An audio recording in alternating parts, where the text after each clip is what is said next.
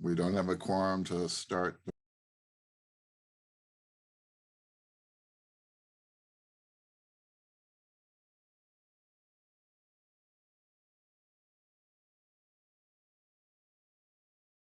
New employment in Florida. And he notified me that he was immediately resigning as chairperson of MITSC. And because of commitments he has over his few remaining days in his current job, he said he couldn't do the meeting today. So we will, assuming we get a quorum, we would need to have someone designated to chair the meeting, I guess, or you could collectively ask me to just do that. And then we'll need to address the selection of another chairperson when we have sufficient members to do that. So did you all see my email yet or not? Yeah.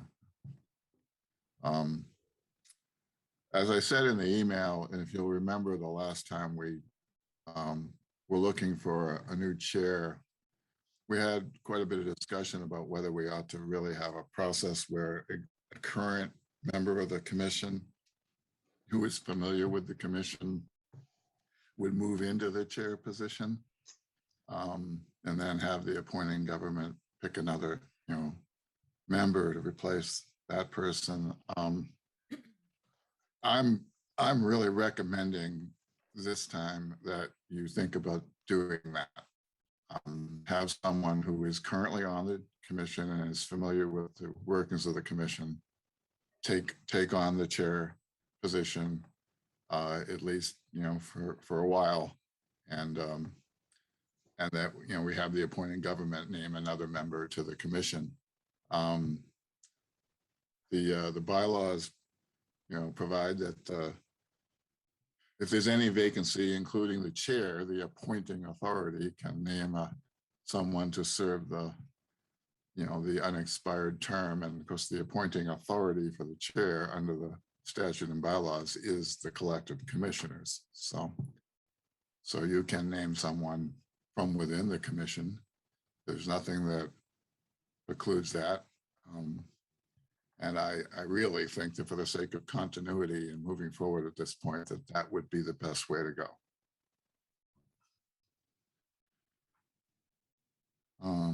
Still counting heads, and we are still one commissioner short of a quorum. So we're having discussion. It's just an unofficial discussion at this point, but I would welcome any commissioners to offer any thoughts on that they have. Cashwell will be joining us. Okay, that's good to know. And I know that Joey will be joining us. John Banks? Yeah, so at one time we talked about having co-chairmen, one from the state side and one from the tribal side. And I'm wondering if that person that was interested in being the co-chairperson for the state side might be willing to step up at this point and at least be an interim chair for the meeting. And I think you know who I'm talking about, Kevin Hancock. Oh, here comes John. Just a thought. All right, Thank you. hold on a second. Kevin, you hold that thought. Whoops. Okay, I just know John Cashwell has joined us, I think. Johnny, you hear us? Yeah. Here. Okay, so we now have a quorum to commence the meeting. Do you want to name someone on the meeting? As I explained, Paul Downing is not available. Do you all want to name someone like John Banks, for instance, to chair the meeting, or do you want me to, or do you collectively just want me to go ahead and oversee the meeting? I'm fine with you overseeing the meeting.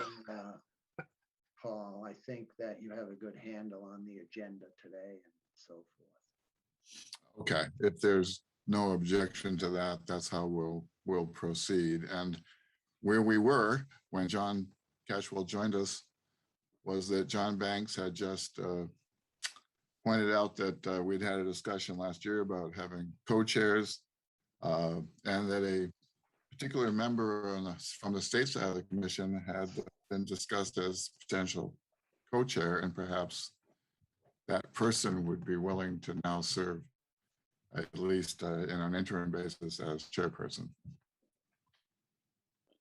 Right.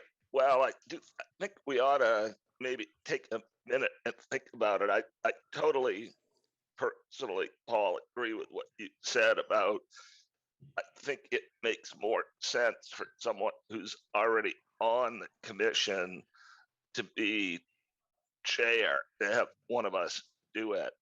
I, on an interim basis, I liked how John and I were doing it. John was leading it, and I was helping him. But I think actually at the time I nominated Richard to do it way back when. So I mean, we've got a lot of people who could do a great job with it. I'm not serving another term, so I don't know that it really makes sense to dig in with me here on this.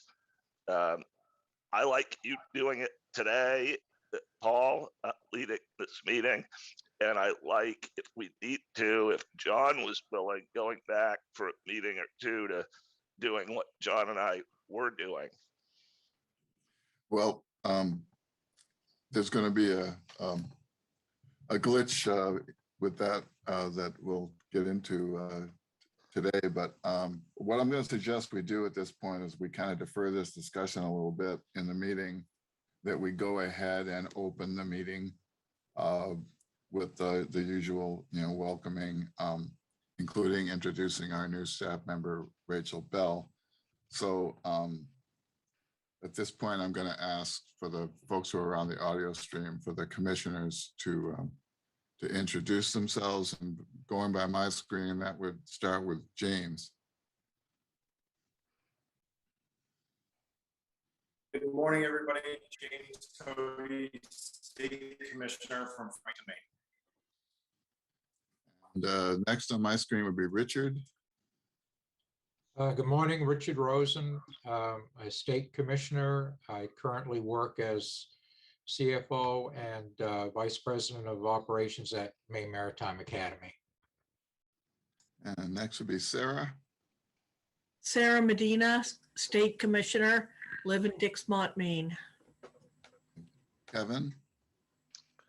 Hi, everyone. Kevin Hancock, State Commissioner, and I live in Casco, Maine. Zeke. Good morning, everyone. Zeke Cross McDonald. I'm the Tribal Commissioner for the Holton Band of Maliseets. John Banks. Way, Louisiana. My name is John, and I am a Penobscot Nation tribal citizen and one of the representatives on this tribal state commission from Penobscot Nation.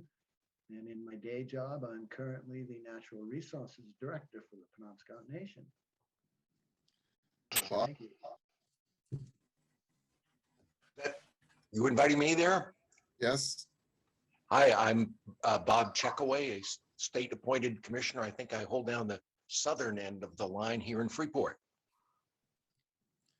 Well, you and Kevin can argue about who's more southern, I guess. But John Cashwell. John Cashwell, State Commissioner from Bangor, Maine. Thanks, John. And Sam. Sam Zing John. I'm a water resource technician with the Holton Band of Maliseet Indians. Okay. And we also have our new staff member, project coordinator, Rachel Bell. Would you introduce yourself?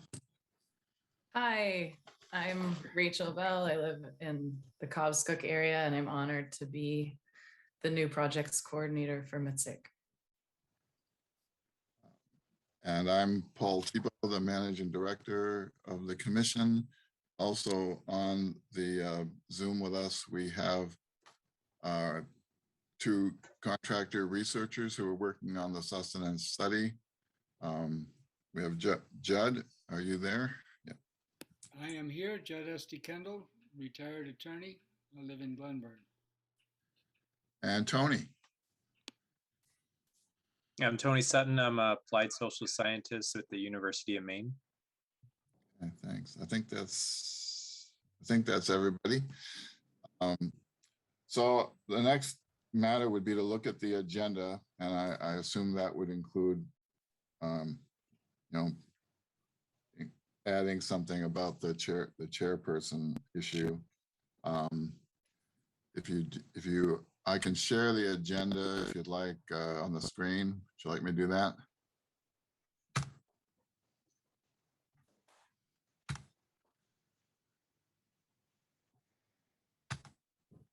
Can you all see that now? Yep. Yes. Okay. So the first item, review of agenda. I'm a couple of things I wanted to suggest. One, I think in light of events, we may want to shorten some of the items on the agenda, but John Banks has something to announce today and has asked to have some time on the agenda for that, to make some comments.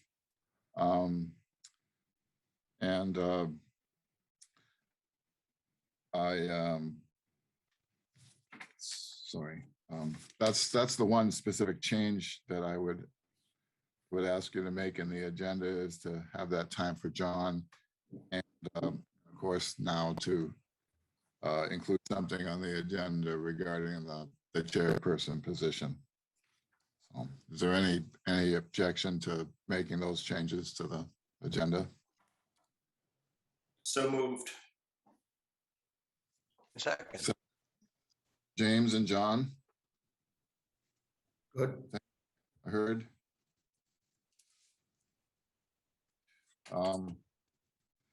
Okay, well, the next item on the agenda then, unless you want to return now to the chairperson issue, I guess we would go through the usual preliminary items on the agenda unless someone thinks we ought to move directly to the chairperson discussion.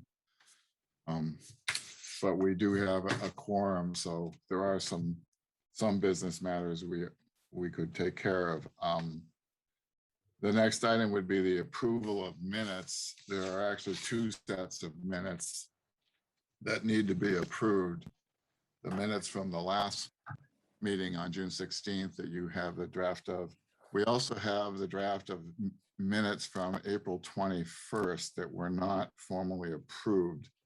The reason they weren't approved previously was because there was a glitch that needed to be worked out in terms of we may recall there was an attempt to have an executive session that we ran into technical problems with it and needed to sort out how to deal with that in the minutes. And so those minutes are now labeled, they've got a disclaimer at the top that they haven't yet been formally approved by the commission. So we need to address two sets of minutes, April 21st and June 16th. And those drafts were provided to you. Paul, this is James. I have to abstain from the June meeting minutes, but I would make a motion to approve the April minutes. Second. So James and Kevin? Yep. Any discussion on that?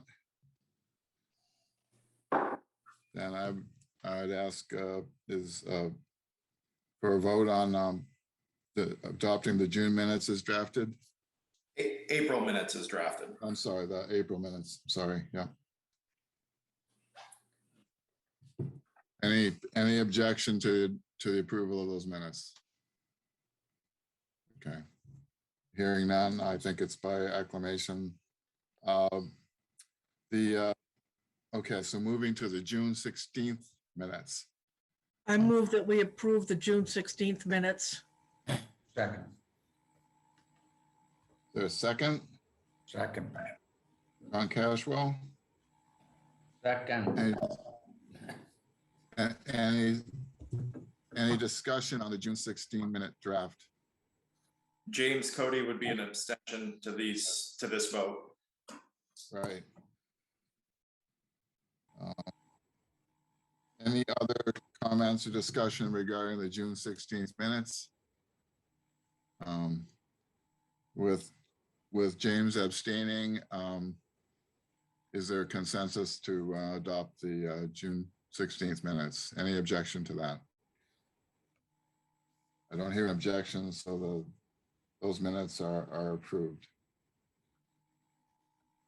So, Paul, yeah. I'm wondering if it would be easier. We went back to the full screen where we could see I'm each other.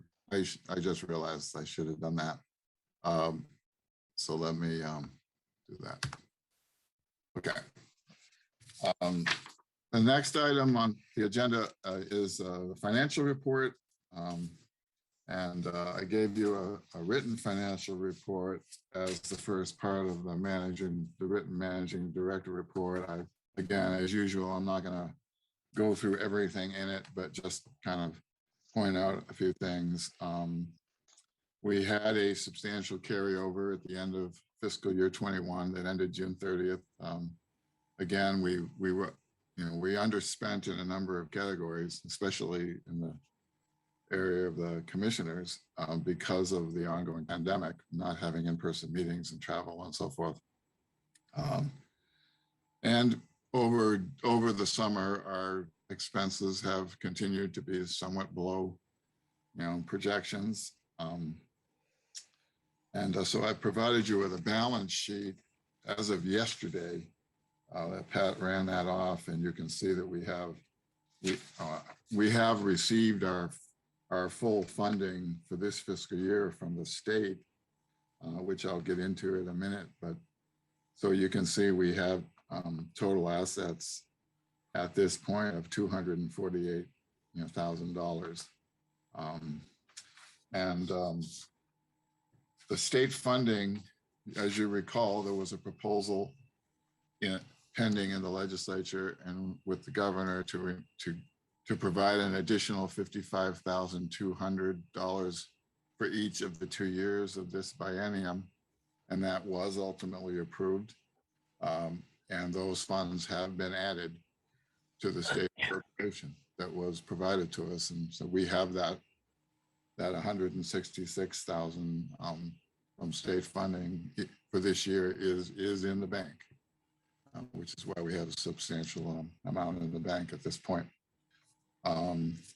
That money, as you may recall, was designed so that we could have, an additional staff member, and that was the Judiciary Committee's understanding, and they approved it, and so we have, as you can see, we've gone ahead and hired a second staff member, Rachel Bell, as projects coordinator, and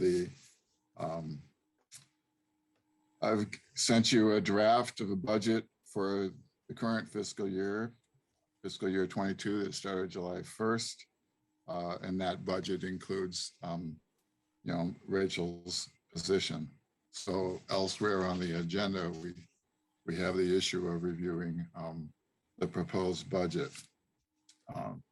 That's basically my financial report. Any questions on that?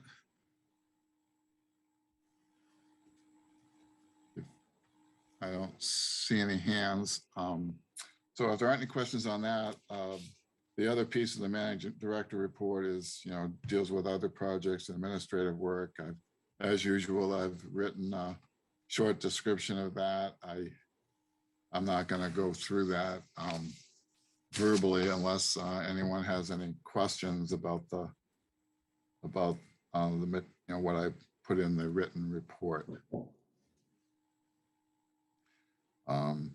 Obviously, one of the large items that I've been working on over the course of the summer was recruiting and hiring, the projects coordinator, which is now Rachel Bell.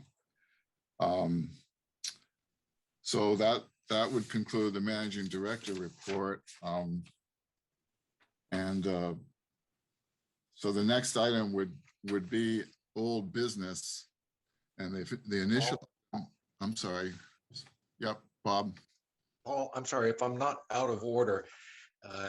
Help me out here. I can't remember what the FDIC insurance limit is now on like the savings account. Are we still within that? I remember in the old days it was $100,000.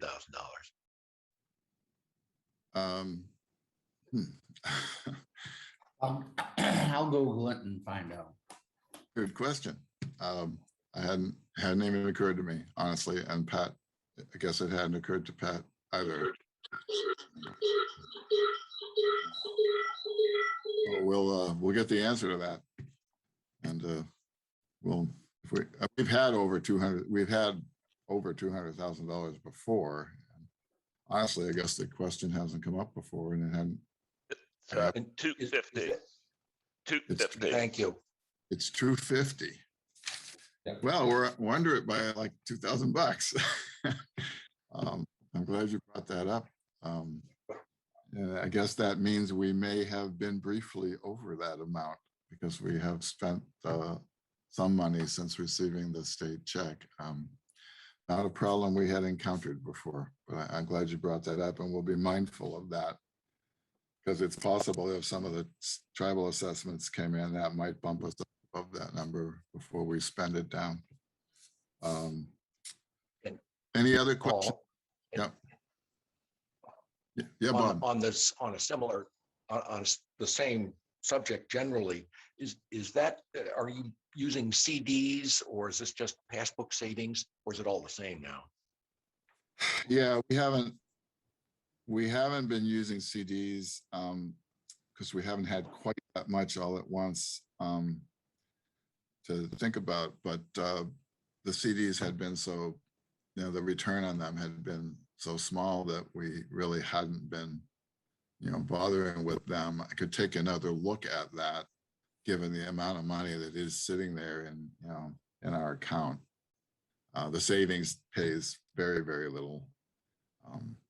So it may make sense now that we have that large additional state money to move something into a CD.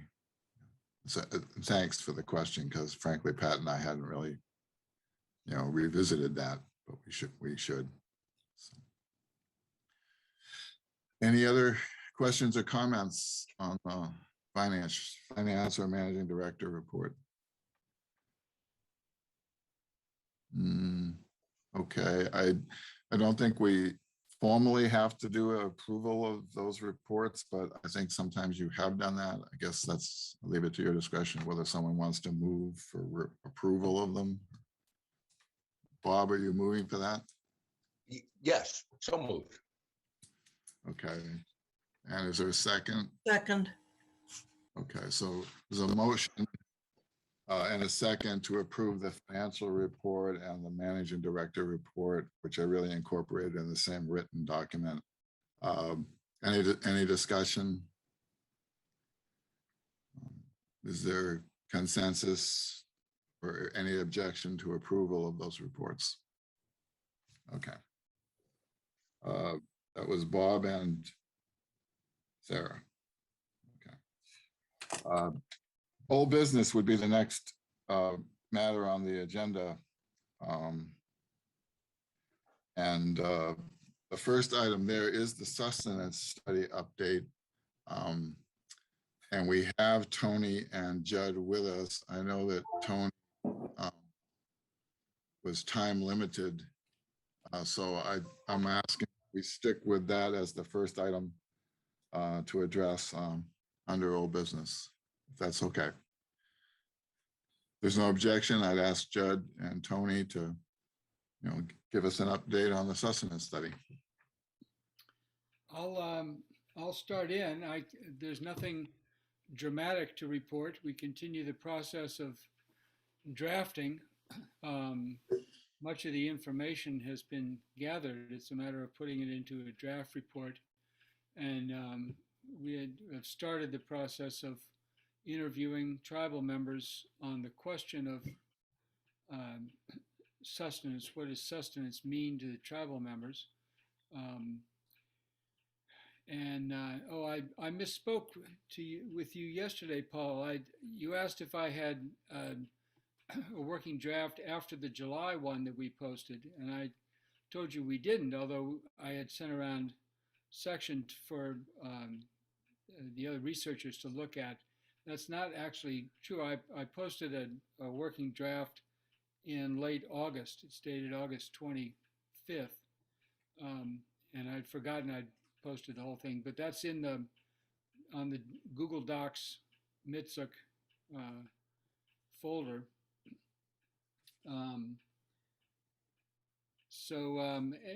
We would entertain any questions, suggestions about anything from wording, as long as you recognize that what's out there is a working draft. It's not intended to be final language at this point. Or comments, questions, suggestions about the direction, about the form, anything. We'd welcome any comments by the commissioners, and I'm glad to try to answer any questions or have Tony answer them. Thanks, Judd. And thanks for clarifying on that latest draft. In addition to having it on the Google Docs folder, I think what I'll also do is send that draft in it, as an attachment to an email to all the commissioners. But we do have that Google Docs folder that was set up. You may recall we sent out word about that back, I think that was in July. And it's available there for you to go to and make comments as the draft goes along. But I will attach that particular draft to an email and send it to everyone. And thanks, Judd. And Tony, you have some things to add for an update? I would just reiterate what Judd said, and also just say that, in terms of the writing, I think, the sections are much richer and more complete. And I think, to my knowledge, there hasn't been, this comprehensive knowledge of looking at sustenance fisheries in this region. I'm not saying it's like the best, but I mean, this is in terms of like what it's trying to do. I think it's going to be a very rich resource to advance this work forward. And again, like Judd says, I welcome comments, or people want to follow up in later meetings and work more directly with that's welcome too. But however you all want to participate will only continue to make this a better report. Thanks, Tony. It's my understanding that you're still working on community-based interviews. I guess to summarize, kind of moved away from the idea of trying to organize the focus groups. COVID obviously presented lots of barriers, but can you give us a little bit more update on where you're at in terms of like those interviews in the community? Yeah, and I always just like to clarify, that's not, since I'm a social scientist, it wasn't my idea to do interviews. That was something that was suggested by you all, and that's why we connected. And I think the focus groups was a great idea, and I think practicality wise, we're still going to get the same kind of information, what people's experiences are with sustenance now, with doing individual interviews. And it's just easier on my part to, like, you all know, you're a part of trying to schedule Zoom meetings with multiple people and things like that, and it can be very complex. But just to do an individual interview with somebody, and then do more of a snowball, like who else would you recommend me talk to inform this conversation, I think it's just going to make progress much quicker. Yeah, thanks for that. And price wise, it's about the same, so it doesn't really change much in terms of that budget. Okay, thanks. I would note at this point that the commissioner from Indian Township, Joey Barnes, has joined the meeting. Can you hear us okay, Joey? You're muted right now. Yes, thank you. Right, thanks. To follow up on Judd and Tony's comments, one, I think, there's an ongoing interest in, any suggestions from commissioners about people that could be included in interviews that haven't already been interviewed, especially folks who are, actually engaged in the communities and in sustenance activities. One of the things one of the items on the agenda further down today is to sort of reorganize the committees. We have had a natural resources committee, which, has been involved with this study more so probably last year than this year, but I just wanted to note that one of the things to talk about is to sort of revisit that committee and get that committee back, involved with the researchers and determine the membership of that committee, which, as we'll discuss, is going to need to go through some change with a couple of new members. Any comments, reaction, questions from the commissioners for Judd and Tony? No. If you could send out that report sooner than later, that would be nice. Well, I will do that today. This is more of a, this is really just our own process question. So the report, just to kind of touch base, it's a MITSC commission and funded report. And what is the delivery deadline? Well, it has been, Tony and Judd, correct me if I get it wrong, but I think we've been up to now still talking about, the end of this calendar year. I don't think we've actually changed that at this point, but I'd appreciate you two weighing in on whether that, whether we can still do that. That's still what I'm working from, and expect to actually be putting in some more focused time on this the rest of this month. I took a 2-week hiatus in August because my grandchildren were up from North Carolina. I intended to work while the grandchildren were here, but they're 3 and 5, and that's not possible.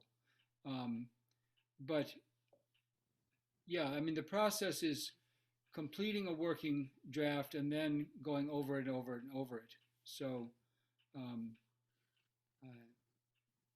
yeah, if we get stuck with anything, I'll let you know, but I'm still hoping to do that in this calendar year.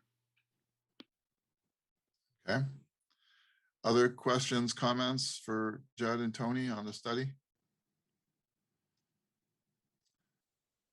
Okay, if not, thanks, Judd and Tony. And if you want to stay on, you're welcome to stay on, but I understand, Tony, you may have a time crunch coming up, but I appreciate you guys coming on.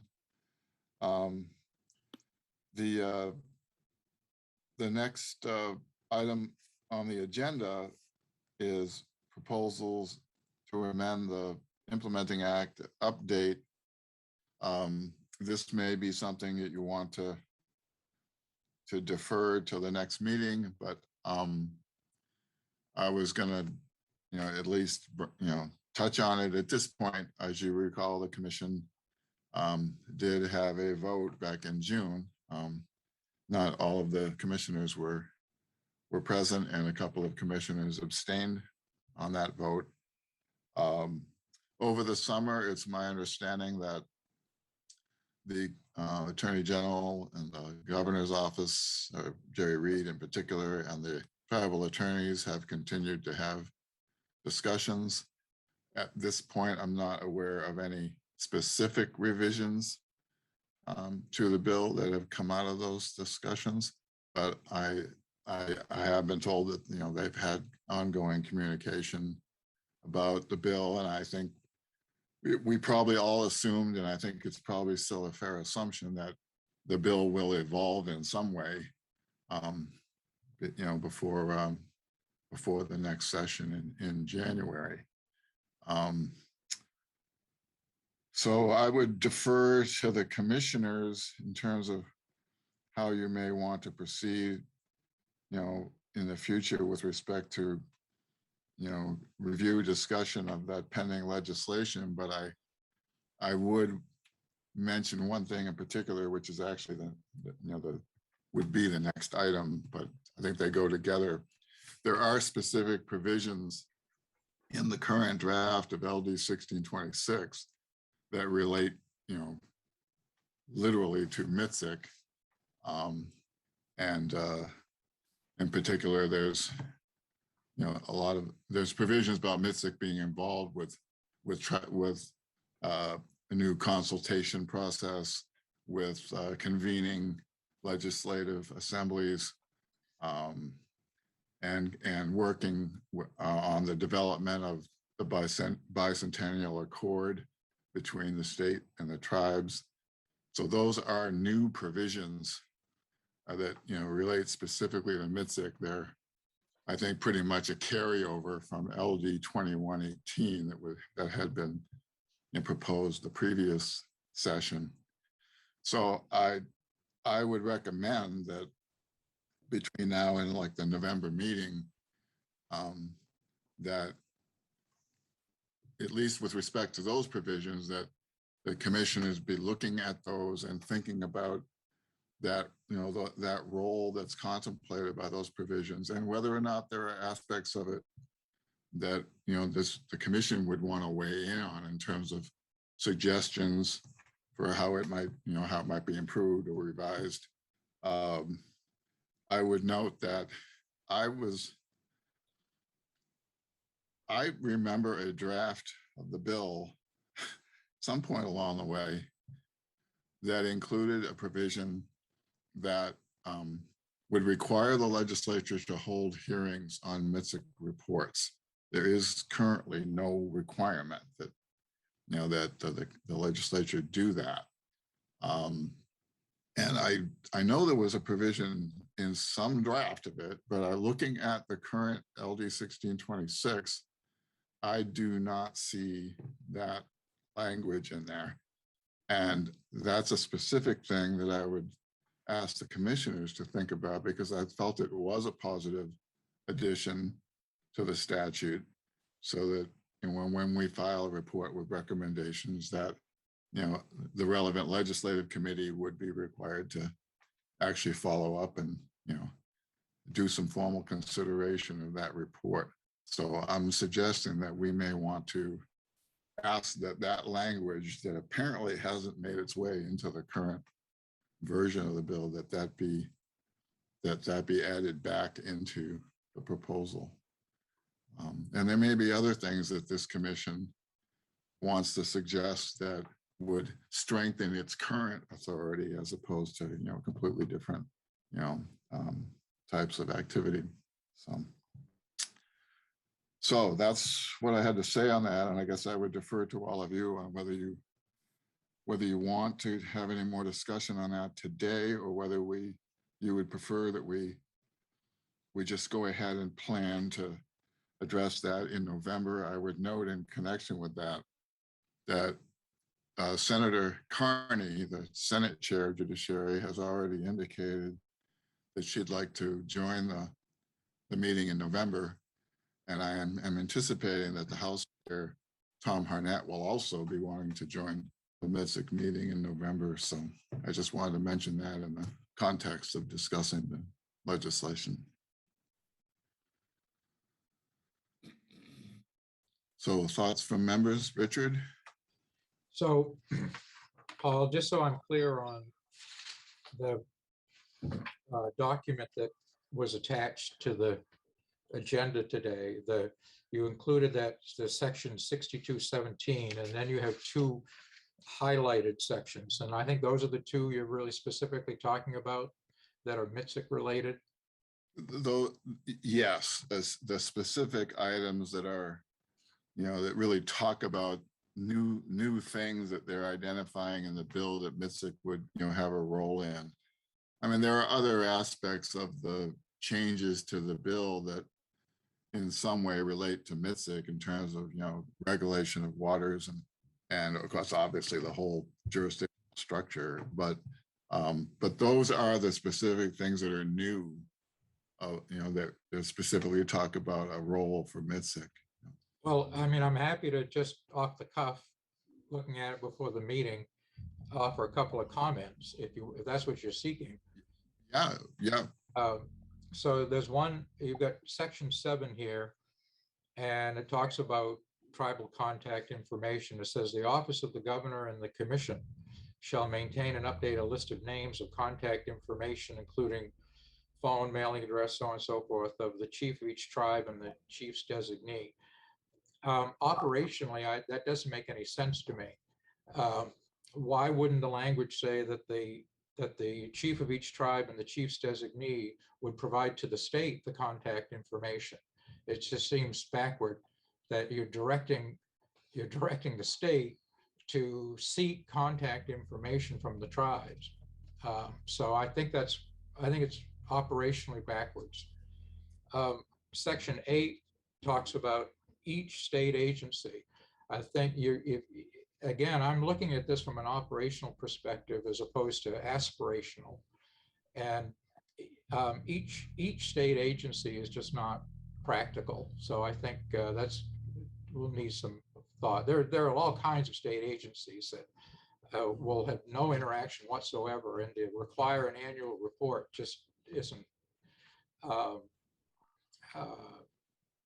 It's just not going to happen, So why propose something like that in statute? As far as the whole section, the 6217, I mean, there are all kinds of, again, operational issues I can raise with that, but I can write them down, list them, and submit them, or not necessarily put it forward as a reaction. But specifically to the two that you highlighted there's a couple of initial thoughts. I never like any legislation that puts in statute requirements that can't be fulfilled. Well, thanks, Richard, for taking the time to look at that. Let me give you a quick reaction to the idea of requiring legislatures to do anything.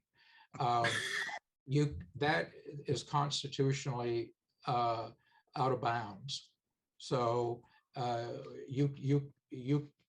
any legislature cannot put in statute a requirement for a future legislature to do anything. So when you're talking about, you want a legislature to adopt a law that says you will hold committee meetings and you will meet with tribal leaders and all of that. Every legislature is an entity. It begins when they're sworn in on the first Wednesday of December, and they expire 2 years later on the first Wednesday of December. And when after an election, they convene and they establish their own rules, and the rules apply just to that session. And so that's why you hear that term a lot. A sitting legislature can't compel a future legislature. So I think you're going to find that idea, it can be, it can be a reporting recommendation, whatever, but in terms of putting in statute, all future legislatures shall, establish a committee and meet accordingly and I mean, that's just not, runs afoul of the constitutional process of how a legislature is established, lives, and then expires. Well, thanks for those comments, Richard. It's really helpful to have someone with both the legislative and executive background that you have, given that kind of insight. So I guess what I'm thinking is perhaps we, obviously, if there are other comments, folks should feel free, but I'm thinking we, planned on the November agenda to absorb some of this, to look some more at this, to think about comments Richard's made. And of course, there may be other developments with the bill by then, and that we plan to have a discussion, a little larger discussion in November about, specifically about, in particular, the provisions of the bill that would relate directly to MITSC and what comments MITSC may want to offer back to the, to the legislature on that, and to the tribal leaders. Does that sound okay to folks? Paul, why don't you go through the two bills and do a pro and con on each one? And as it applies specifically to MITSC, outline what our responsibilities will be, so we're all looking from the same paper instead of 13 different versions of this thing? Yeah, I can do that. John, you mentioned two bills. Well, whatever, these two sections. Yeah. What we're looking at anyway. Okay. I can do that before the next meeting, and hopefully we can then have a follow-up discussion and formulate whatever MITSC's, comments are going to be on those items, at least those items that specifically refer to MITSC. So, is there any other comments on that at this point? Because that's basically combining, items B and C under the agenda. Bert, yeah, and I'm sorry, Bert, I meant to acknowledge that you, in the middle there, you had joined us. So Penobscot Representative Bert Polchis is now in the meeting. Hello. First, I'd like to apologize for being late. I would say it's Indian time, but had a couple of some small emergencies to deal with. But anyhow, listening to Richard, what you had to say there, I appreciate your knowledge in that area as well. But it brought to mind to my mind, the importance of doing everything we can to push to get legislatures to establish a permanent committee, on dealing with Indian affairs, because that might give us that forum, where some of these things can be handled, without, like you said, trying to say that each legislature has to do this or that. But if there's a permanent committee, dealing with that, then that might suffice. Anyway, that's just a quick thought that came through my mind as you were speaking. Thank you. Now, by the way, good morning, everybody.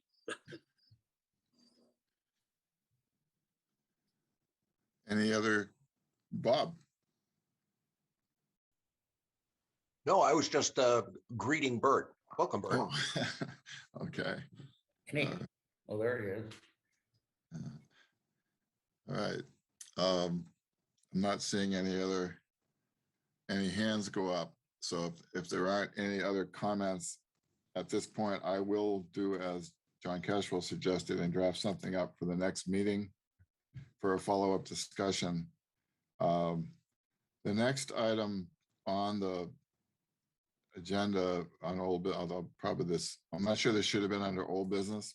Perhaps they should have been under a new business as potential agenda items for the November meeting. So I'm thinking that actually that should be moved down to new business if there's no objection to that. As we go along here, at any point that anyone thinks we ought to move back to discussion of the chairperson position, feel free to bring that up. Otherwise, I guess I'm assuming we'll run through the agenda and then we'll get back to that. So then moving over to new business, you have a proposed MITSC budget for fiscal year 22 that was sent to you. And so I'd like you to discuss, and I'm hoping that you'll go ahead and approve that budget. We're a couple of years, 2.5 months into the fiscal year at this point. I can put it on the screen if folks want me to do that. Otherwise, I would just ask for reactions, and and ultimately a motion on that. Richard. A question on the office. Is the office utilized? Is anyone in the office? Yeah, Rachel Bell and I are both in the office right now. Yeah. But I mean, the office is used on a regular basis. We're here. Yeah. Okay. I mean, I lose track of physical space with the virtual meetings sometimes in terms of what's used and what isn't used. Yeah, we're both physically present in the office now, every day. Well, I had been working remotely at a couple different stretches of time because of, the pandemic, but we are both physically in the office on a regular basis now. And Pat Mallar, who does the financial work, is here. She's also physically present 2 days a week. What about, Paul, what about that idea of being an office-less organization? Would that save us some money, and would it cause any real problems for staff? Well, it would save some money. Bert, I see that you're asked, but I just want to try to answer a question and then turn it to Bert. The office expenses are not a large percentage of our total expenses. So we have a pretty low rent. We only pay $750 a month for rent, and it is a good space. We have the physical proximity to the Cobscook Institute, which in various ways has been helpful to us. So I guess the answer is, yeah, if we didn't have an actual freestanding office, there would be some savings. Although in order to really answer that, it would be necessary to go back and look at the situation 3 years ago, or even probably more than 3 years ago, and when there was a full-time executive director working from a remote location, and what was being spent to support that person. I haven't done a side-by-side comparison, but my gut reaction is there'd be some small savings, but I don't think it would be a substantial savings, given the fact that we don't really have high office expenses now. So that's my quick reaction. But Bert? Yeah, Paul, you brought it up, brought up the fact that, yes, it would be just really a small savings, because, the whole reason why we looked for an office space in the first place was because, when we had an executive director, that person, JDK, worked out of his house. Now, would this be something that we would require from, say, Paul steps down from his position and we have to rehire someone else to take his place? Are we going to expect that person to make room in their home? It's really hard. I remember going over to John Diefenbacher's house at times to take care of some, MITSC business, but to be able, to go into someone's home, especially when their family is home and they have things to do there, family things. It's quite an infringement. So it was very important to bring everything that we have into an area that any one of us, commissioners, anyone, and not only that, other people who may need to come in to speak to MITSC, member, the staff of MITSC or whatever, it gives them a place to go. So I think we need to maintain an office space in which our employees and our commissioners can go to. So it would create more of a hardship at this point.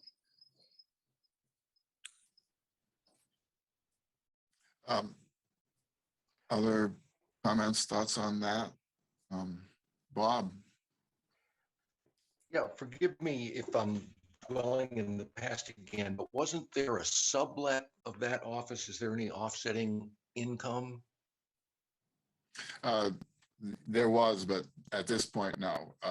Our new staff member, Rachel, is occupying that space, so we don't anticipate any sublet or any rent income. But on the other hand, our rent has not gone up.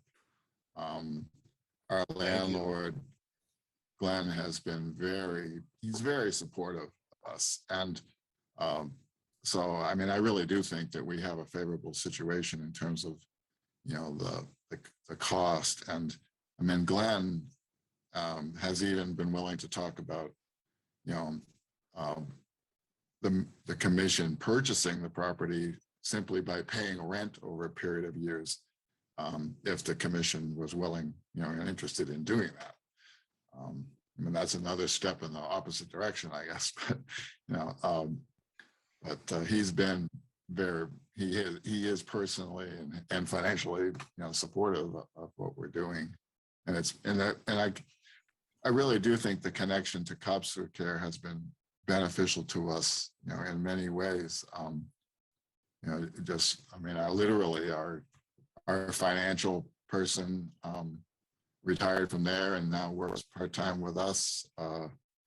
Rachel has a background with Copster. She's one of the founders of Copster.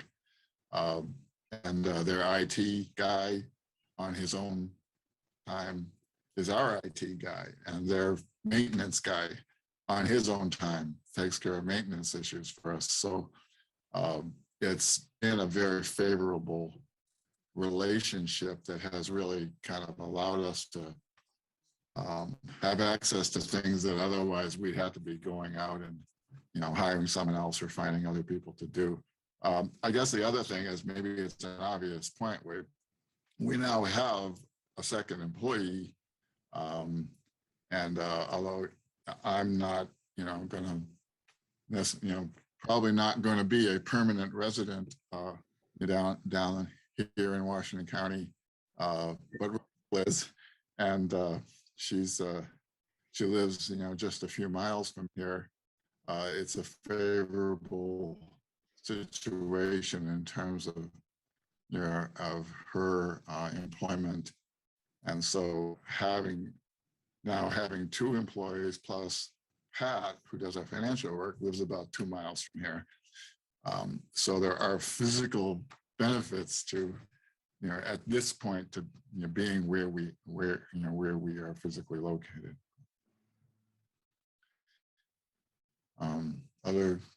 Other thoughts on that? I guess in the longer term, I'd suggest that. Go ahead, John Banks.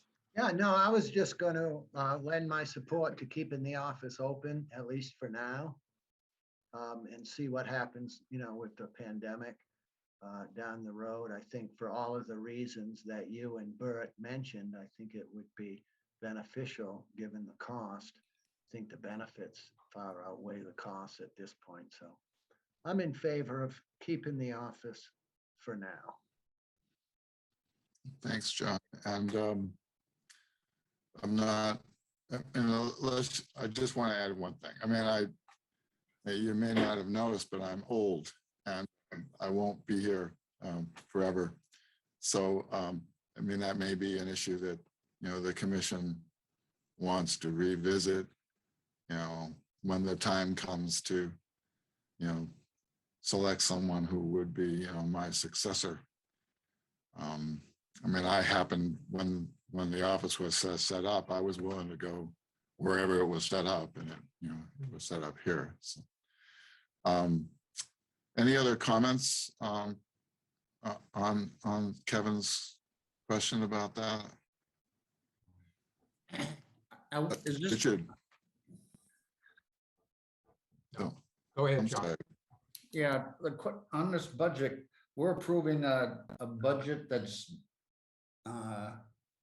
$55,000 over or under income. It's, yeah, the projected expenses exceed the current income by $52,000. However, we have a carryover of approximately $109,000, which isn't reflected in that budget. Well, So in effect, if that's a source of income, then it should be expressed somewhere. well, it's not. All right, well, I defer to Richard on that, but because I don't know, I'm not sure how we were supposed to reflect that. But I've explained it in an email that went out with that document that that budget is based only on the current income. And we have the $109,000 carryover. So and I can change that if there's a proper way to show that carryover on that budget. I wasn't sure, and I guess the format that Pat was using didn't really allow for that.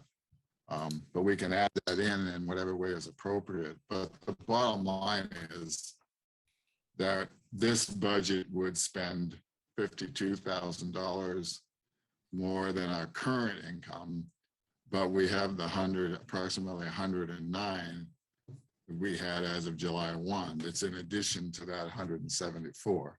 So this budget would, I mean, in effect, spends a little bit less than half of that carryover over the one fiscal year. So there would still be that remaining money to carry into the next fiscal year.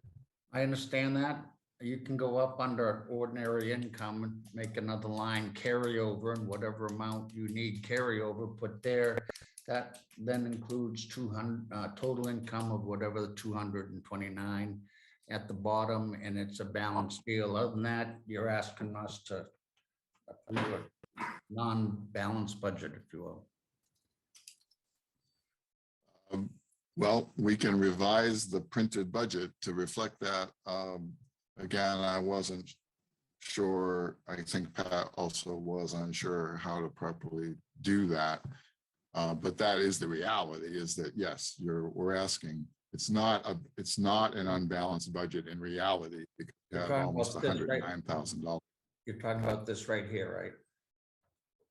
Yeah. Yeah, just put it in there. I mean, it's just so we know. So it expresses exactly what we're doing. So any further discussion about it, I think, should be premised on the assumption that we will revise that to reflect on the budget document the carryover of approximately $109,000. So moved. Second. Except that we probably only want to put in the amount of the carryover that we're actually going to use this year, so we have a balanced budget. So it won't be the full $109,000. It'll be the amount that we need to make a balanced budget. Which would be the number at the bottom of the page, right? Right. Yeah. If that's what will of the commissioners is that the budget. That's my motion. That, and I seconded it. so that the budget be literally balanced to the dollar. Correct. Because the old carryover will be reflected in the P and L as being Yes. here, but it's not in the budget. But Well, anyway, it won't actually be reflected in the P and L, but it'll be reflected in the balance statements. balance sheet, excuse me, yes. So Yeah. moved and Is that- seconded. Is everybody okay with that? I'm kind of looking at Richard. Oh, no, I think they're absolutely correct. You want to be able to show that the board adopted a budget that was in balance, and you're demonstrating in your budget how you achieve the balance. I think All right. beyond then I will- that, I think it's probably, again, it's just a recognition that that plan likely will then carry into the 23 budget.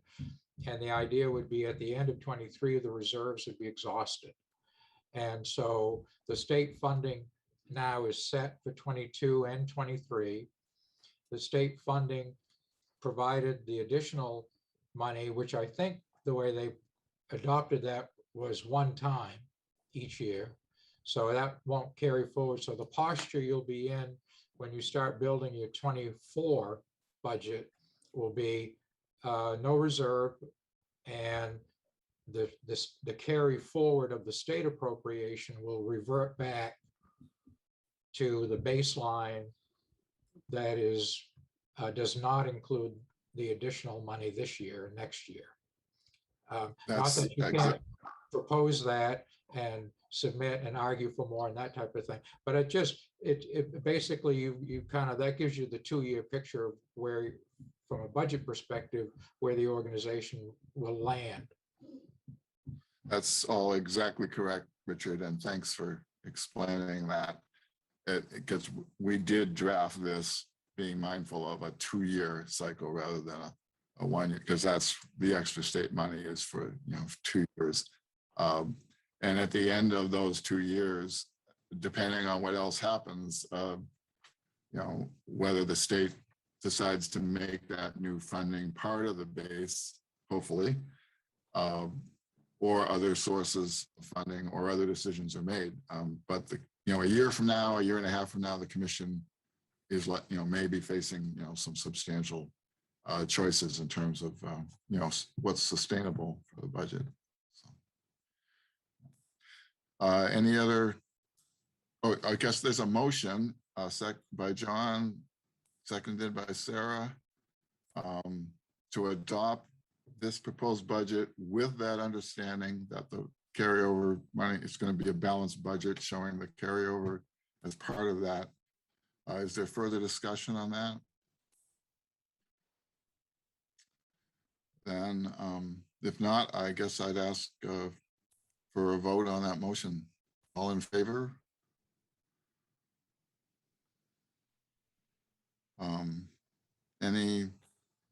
Anyone opposed? I'm not seeing any opposition, any abstentions. Zeke, I couldn't clear. Did you cast a vote on that? Yeah, okay. And Joey? Yes. Okay, it was all unanimous in favor of with that change as included in John and Sarah's motion. So there were another administrative item as I sent around some couple of small changes to the financial policy. And I can put that up if you need me to, but I highlighted the changes. Basically, it's terminology. Primarily in a couple of places, the financial policy made reference to something that the administrative assistant would do, because we had the position of administrative assistant at that time. Now those duties are performed by our accounting contractor, Pat Mallar. So I basically changed, the phrase administrative assistant to accounting contractor in a couple of places where that made sense. The other change that is the policy previously provided that expenses that I submitted would go to the chairperson for approval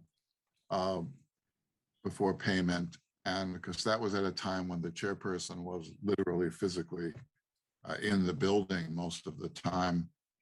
And it really wasn't, burdensome to do that.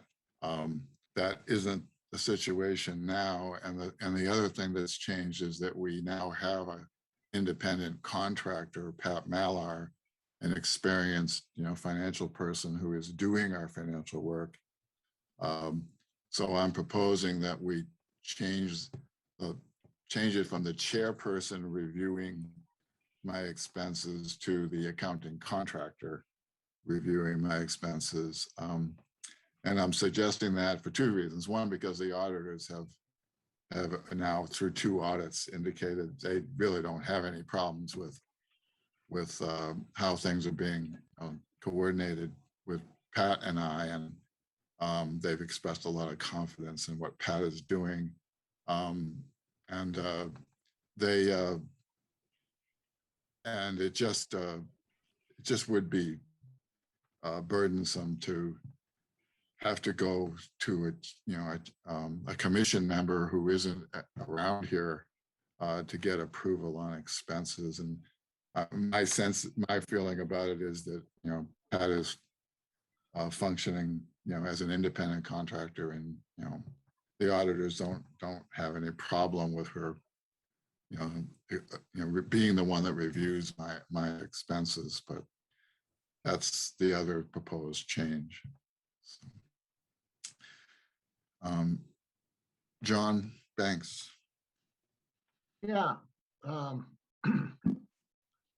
Given that the commission itself does have some fiscal responsibility for the operations, I'm thinking, and I don't know if you've given this any thought, Paul, but perhaps there should be a threshold over which the expenditure would require commission approval.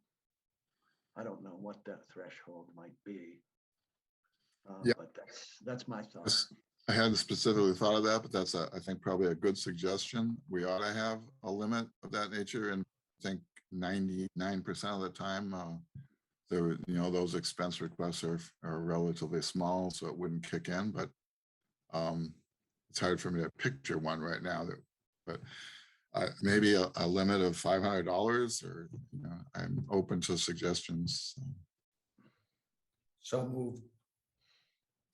Who made the motion? I did. John. Approve the thing as amended, adding a $500 limit is what I just did. Okay, and seconded by Bert. Okay. Yeah, thanks.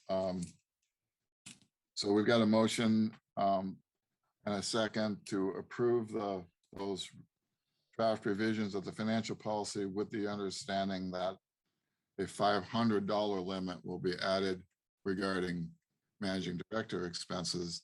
And then when it's over $500, it would require approval by, well, we didn't designate it. The chair. Approval by the chair. Okay. With that understanding, any other discussion? Then I'd ask for a vote on that motion. All in favor? Any no's? Please state verbally if you have any negative, any no's. Okay. And any abstentions? I don't hear any. So it's my understanding that is unanimously approved. Okay. The next item under new business was reorganizing the MITSC committees. As most of you will recall, we've had committees. We've had a natural resources committee, and we've had an administrative committee. COVID has definitely complicated things for us. And so over the last year or so, we really haven't had a lot of, committee activity. I'm suggesting that going forward, we do sort of revitalize those committees. And I would suggest that we have a third committee. I mean, at times in the past, on an ad hoc basis, the commission has had a legislative committee or committee that dealt with particular policy issues. So my suggestion would be that we continue with a natural resources committee, with an administrative committee, and then we have a third committee, which I suggest calling the legislation and policy committee. And with 12 members, I'm suggesting a logical way to break that down would be to have four commission members on each of those committees, that nobody would have to, do the double committee work. So that's my suggestion generally regarding committees going forward. The current situation with the committees, the Natural Resources Committee is currently made up of John Cashwell and James Cody, state representatives, and had been Matt Dana and John Banks. Matt Dana has, as you know, left, and Joey Barnes is the new member from Township, and Joey has indicated a willingness to, step in and serve on that committee. There's another issue with that committee that we'll need to talk about at some point later in the meeting. And then the administrative committee has basically up to now been everybody who wasn't on the Natural Resources Committee. But I'd suggest that 4 commissioners serve on that committee, and I'd be real happy if Richard was willing to continue. And I think Richard has said he's willing to continue to be one of them. And then have 4 commissioners serve on a legislation and policy committee. That's what I'm suggesting, and you can address that today, or if you want, we can make that an issue for the next meeting. Thoughts on that? Paul, just a straw man proposal. Does it make sense for you to just draft out what those committees could look like, your proposal of what those committees look like, and then bring that to us in November, and we can make whatever slight modifications we need to at that time?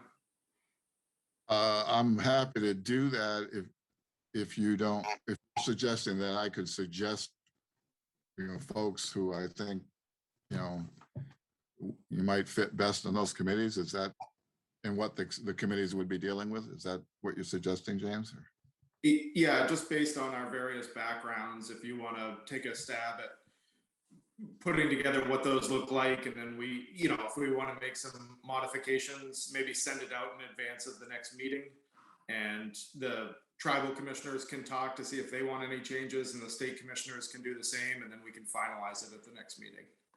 Well, I'm fine with doing that. Everybody else is okay with me having a suggestion. Bert? Yeah, I like that idea, James. I was going to say that, I think we hold off, revisit this maybe in the next meeting, because, that gives us a chance to kind of see what we have and on our individual plates and as a whole. So, yeah. Thanks, Bert. And I'll try to get that out fairly soon so that you have some time to think about the suggestions and what committee, whether you're comfortable with that committee assignment or would prefer a different one. I just want to add along the lines of committees that going forward, with Rachel now on board, one of the duties I contemplate for Rachel is to sort of be an ongoing coordinator, for those committees, because I think it will be helpful to have a staff person who regular liaison with the committees. And I mean, what I'm hoping basically is that if we maintain quarterly meetings, that each of those committees would at some point between the full meetings would, get together and discuss the relevant issues that they have and make a report and recommendations, to the next full commission meeting. And that is what we've done kind of sometimes, in the past. And I think it would work well if we, can institutionalize that and using Rachel as staff to try to help that along. So, if any other comments on committees, otherwise we'll get that out and we'll talk about it in November. Am I understanding you will have names on them as well?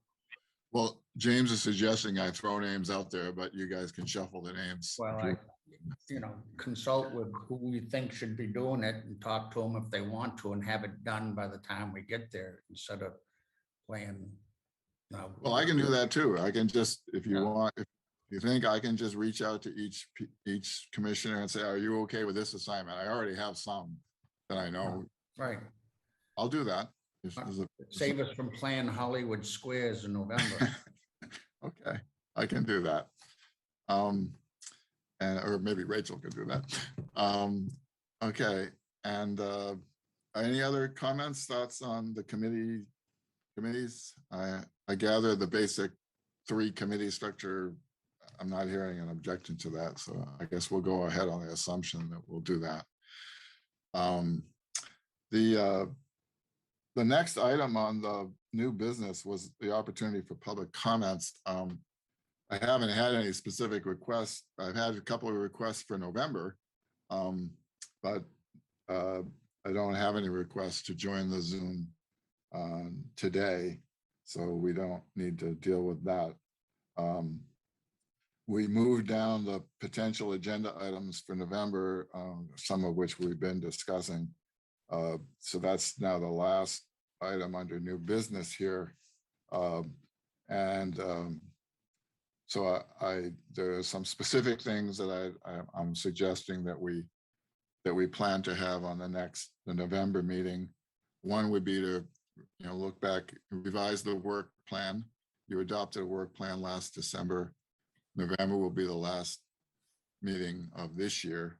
So I'm suggesting that the revision, updating the MITSC work plan should be on the agenda for November. I already mentioned that I anticipate the 2 of the Senate of the Legislative Judiciary Committee joining the meeting in November.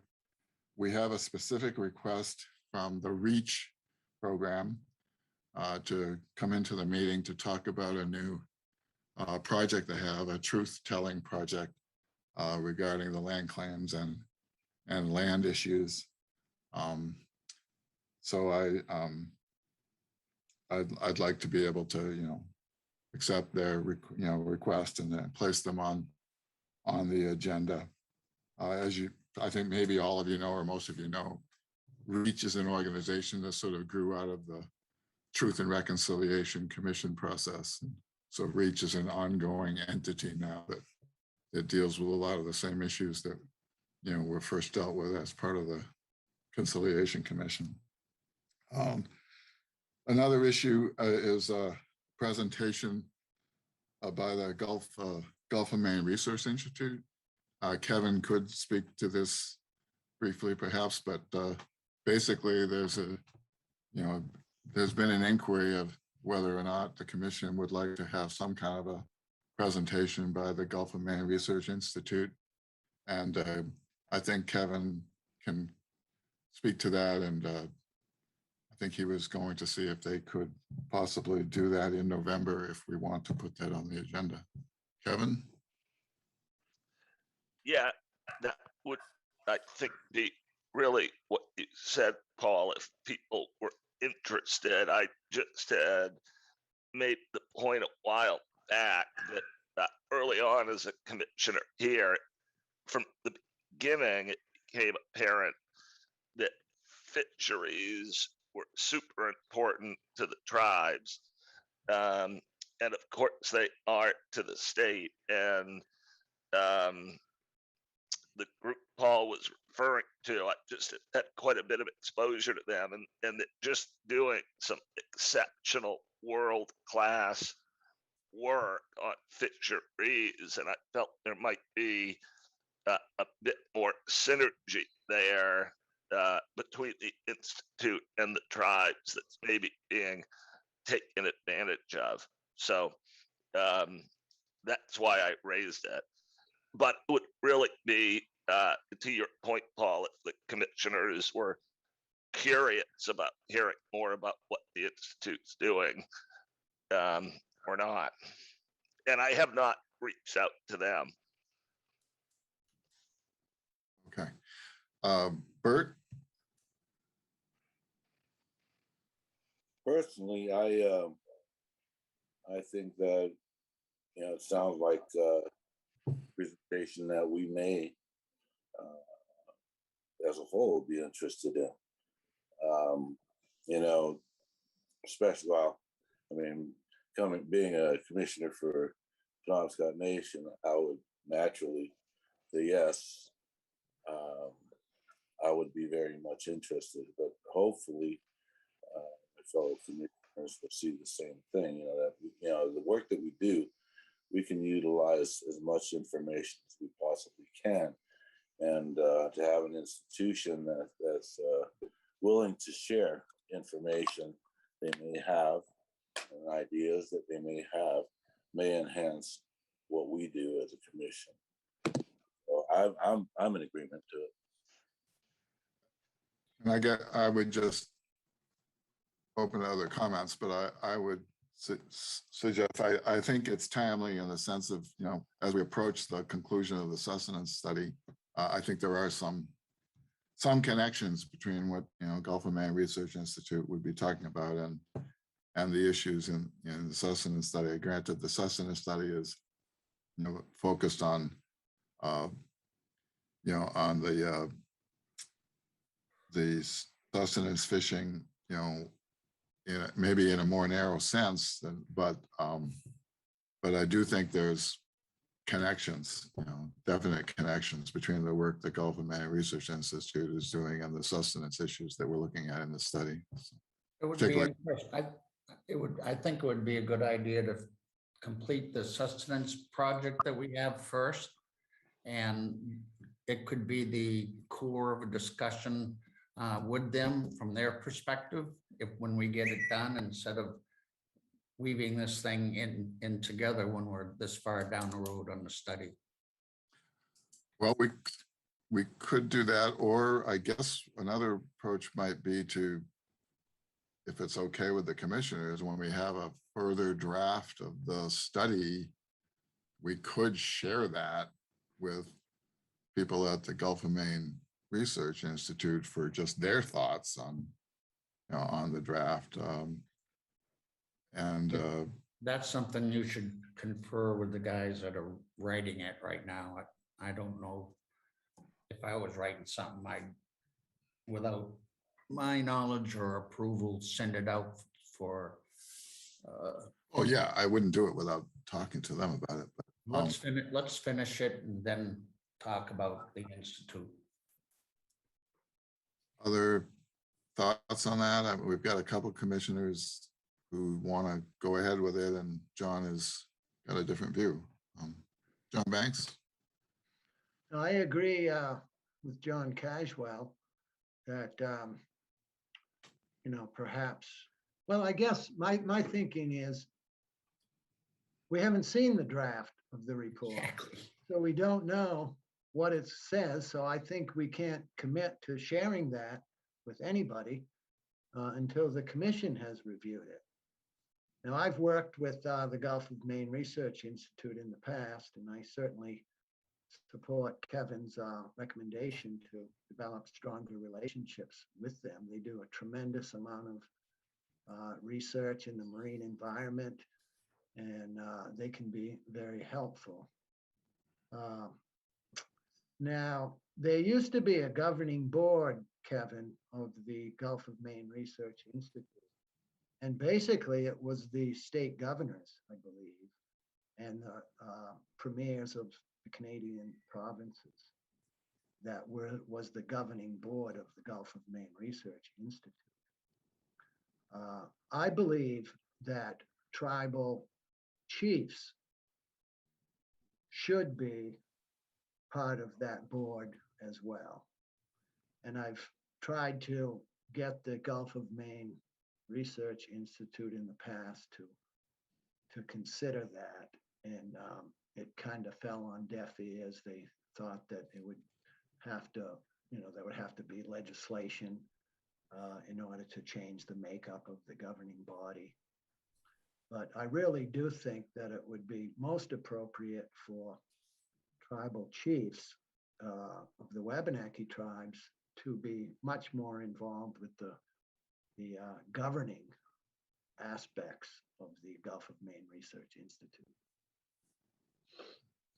That's my thought. Thanks, John. I hadn't been aware of that. Kevin, do you know if that's still the governing structure? No, I have no idea. Why don't we table this Gulf of Maine thing until some meeting down the road? I guess that's what I'm hearing. Bert? Yeah, I agree with John and John. John. Anyway, yeah, two hole. Yeah, John times two. But anyway, I think that we should also check and see what that governing body looks like, so that way we as a commission know how to deal with them as an entity. But I really would like to see the presentation. But I agree, we do have this study that's we're still waiting on the final draft for, and it makes sense. That way, if once we have the final draft, we can share it with them. So that way, if any questions that might arise, they may be able to see that and be able to answer that during their presentation. So it makes sense. But I really would like to see also what their makeup is. So if you can get that information, see, and maybe share that with us. That would be good. Thank you. Yeah, thanks, Bert. And I will do that. And it occurs to me that, it's a discussion of commissioners. Perhaps that issue of chiefs, being on that board, maybe that's an appropriate agenda item for MITSC to, try to provide. You should talk that over with Don Perkins before we get too far down the road to that too. Also, I might add, I like, what John Banks had mentioned, as far as the chiefs being on that board. But also knowing that, our chiefs are very busy, but we do have vice chiefs, so it can be, they're still a chief, so, and most of our vice chiefs, as far as I know, all of our vice chiefs are more than adequate to fill the role of the chief. That's what they're there for. So that might be another way, depending on each tribe, how we decide, whether the chief can sit in on it, if they, or if they want to have a vice chief go in. Anyway, okay. I don't want to babble. Thanks, Bert. I'll take all of that. Any other comments? And I will find out more about their governance. So Kevin, I guess we'll hold off for now on trying to arrange, a presentation. Okay. Yeah, totally. Just to be clear, I wasn't even recommending it. All I was saying, all I had said a while back is I've seen what Gulf of Maine's doing, And I think a lot of what they're doing would be really interesting to the tribes in Maine. That's all I said. Okay.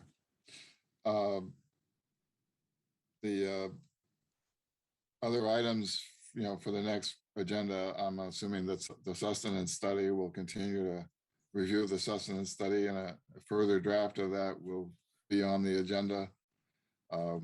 We've already talked about LD 1626 and looking at pieces of that at the next meeting. Committee reports, or the committee issue, that will be back on the agenda.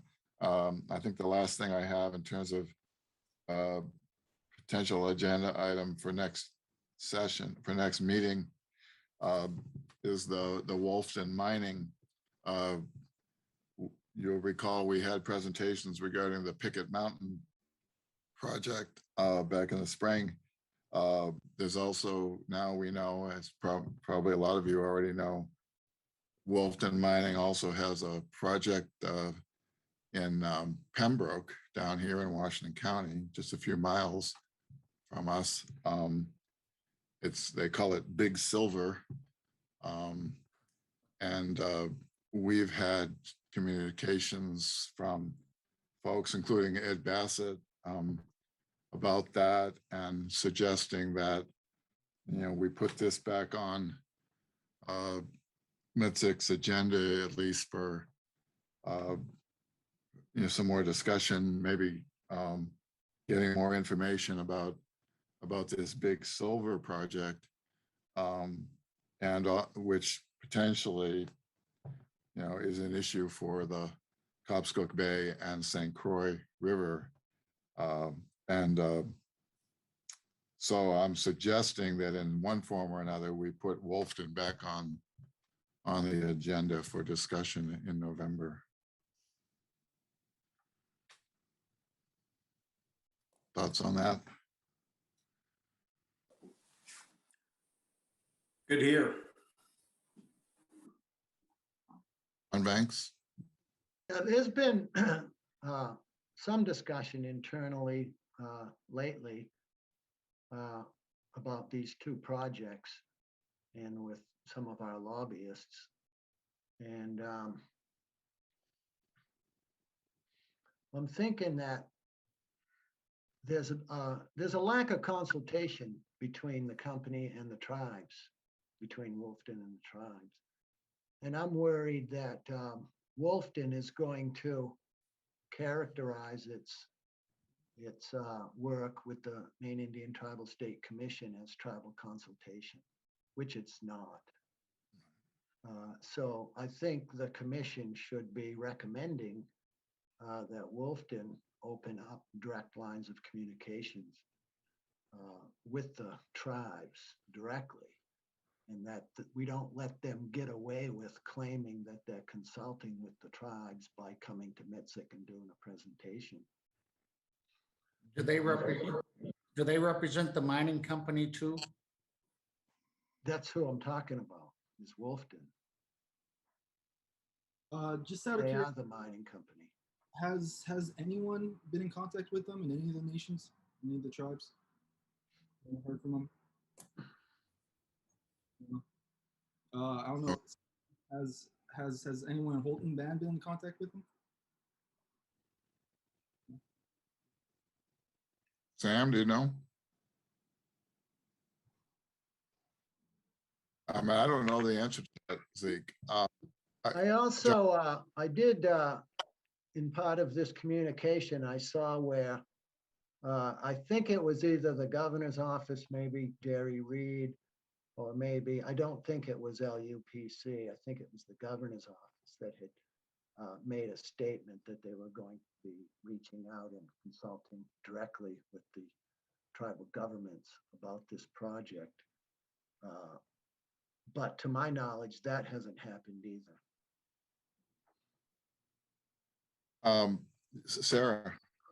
I think John makes a good point about Wolfton coming to MITSC and then maybe saying to agencies that that's consultation with the tribes, and it isn't. And I wonder if there's anything that MITSC can really do to influence this. It might be interesting to know what Wolfton is up to, but we, we are not involved in the regulatory process, and we're not representing the tribes. So it may be better just to lay low and not ask for a presentation from Wolfton and just learn what we need to learn from the sources that everybody else uses, from the LURC filing or LUPC filings and newspaper articles and going on to the Wolfton website and things like that, but not give them an opportunity to say that they're consulting with the tribes by talking with us. And I think we probably have other things that we can talk about that may be more productive for us. I am sort of skeptical about this whole Wolfton business going forward anyway, so I don't know whether we should put a lot of time into it. Thanks, sir. And Bert, I'll get just a second. I wanted to just follow up on John's comment about and Sarah about them using MITSC in some way. When Wolfton had first contacted me, this is a while ago now, about Picket Mountain, I think the first thing I told them was, you need to be talking to the tribes. That MITSC is not the tribes. Consultation with MITSC is not tribal. We had that conversation. I'm wondering if, in addition to having told them that, and I think it's in email form, I mean, I could send a letter back to that representative of Wolfton, specifically reiterating that reaching out to MITSC was not a substitute for tribal state consultation. And I would do that if the consensus of the commission is that I should do that. I think we have a question from Sam too. I'm sorry, can you say that again, Zeke? Oh, I think Bert's been wanting to ask a question, but I also want Yeah, to. I know. Yeah. Bert? I think we need to hear from Sam first, because the question was raised to him first. Okay. Hello? Yep. Sam. I think, I mean, I can't 100% speak for the chief, but I know she's aware of everything that's going on, and she would support whatever MITSC's opinions would be. I know the information passed on to her by our environmental planner. So she would be supportive of whatever stance MITSC takes on it. But as far as like her talking to the other chiefs, I'm not 100% sure about it. Thanks, Sam. But okay, so basically, I was just going to say what John and Sarah was saying, but I think that it needs to be made very clear, if it's not made clear enough, that yes, MITSC is not the place to come to get and claim any kind of tribal consultation, because that's not what we're here for. When we view things, when we view presentations or information that may be detrimental to the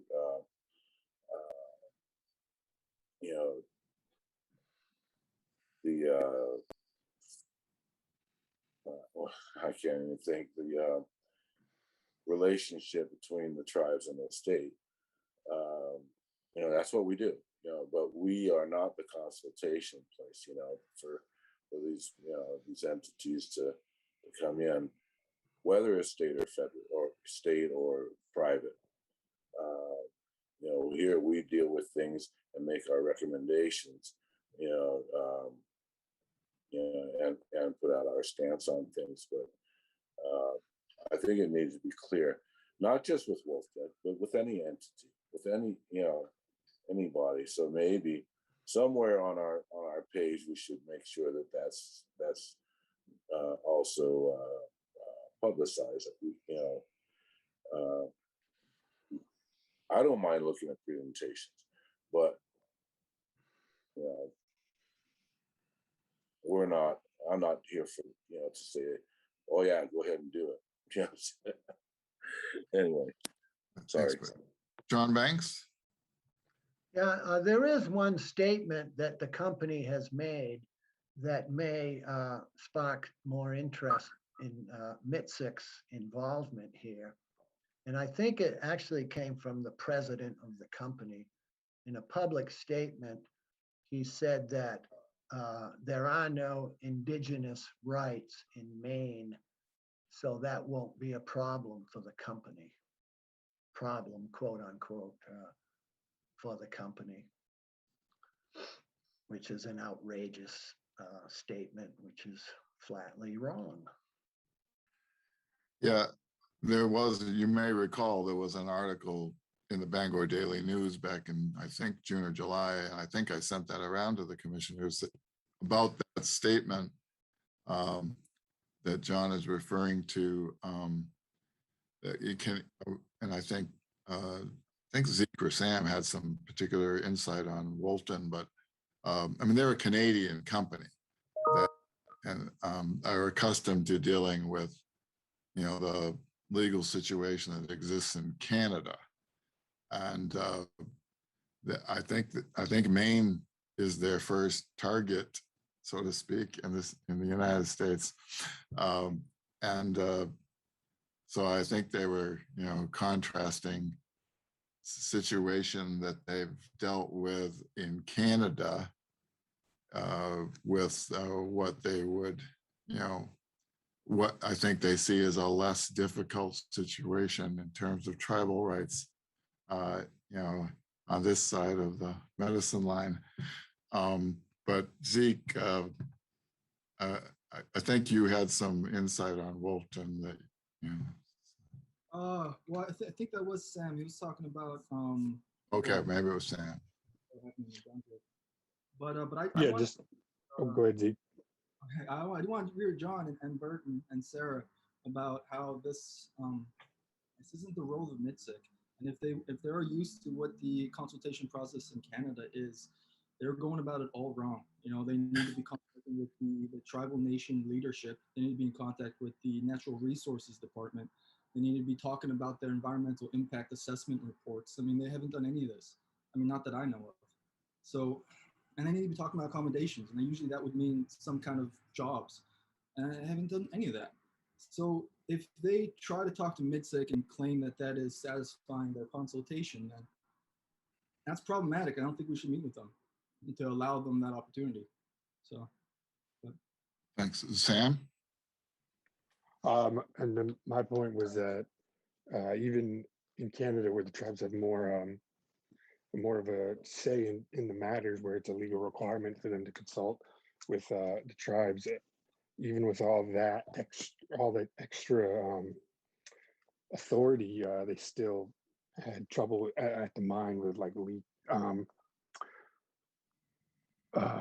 their water slurry leaking into the local watershed and all that. So even with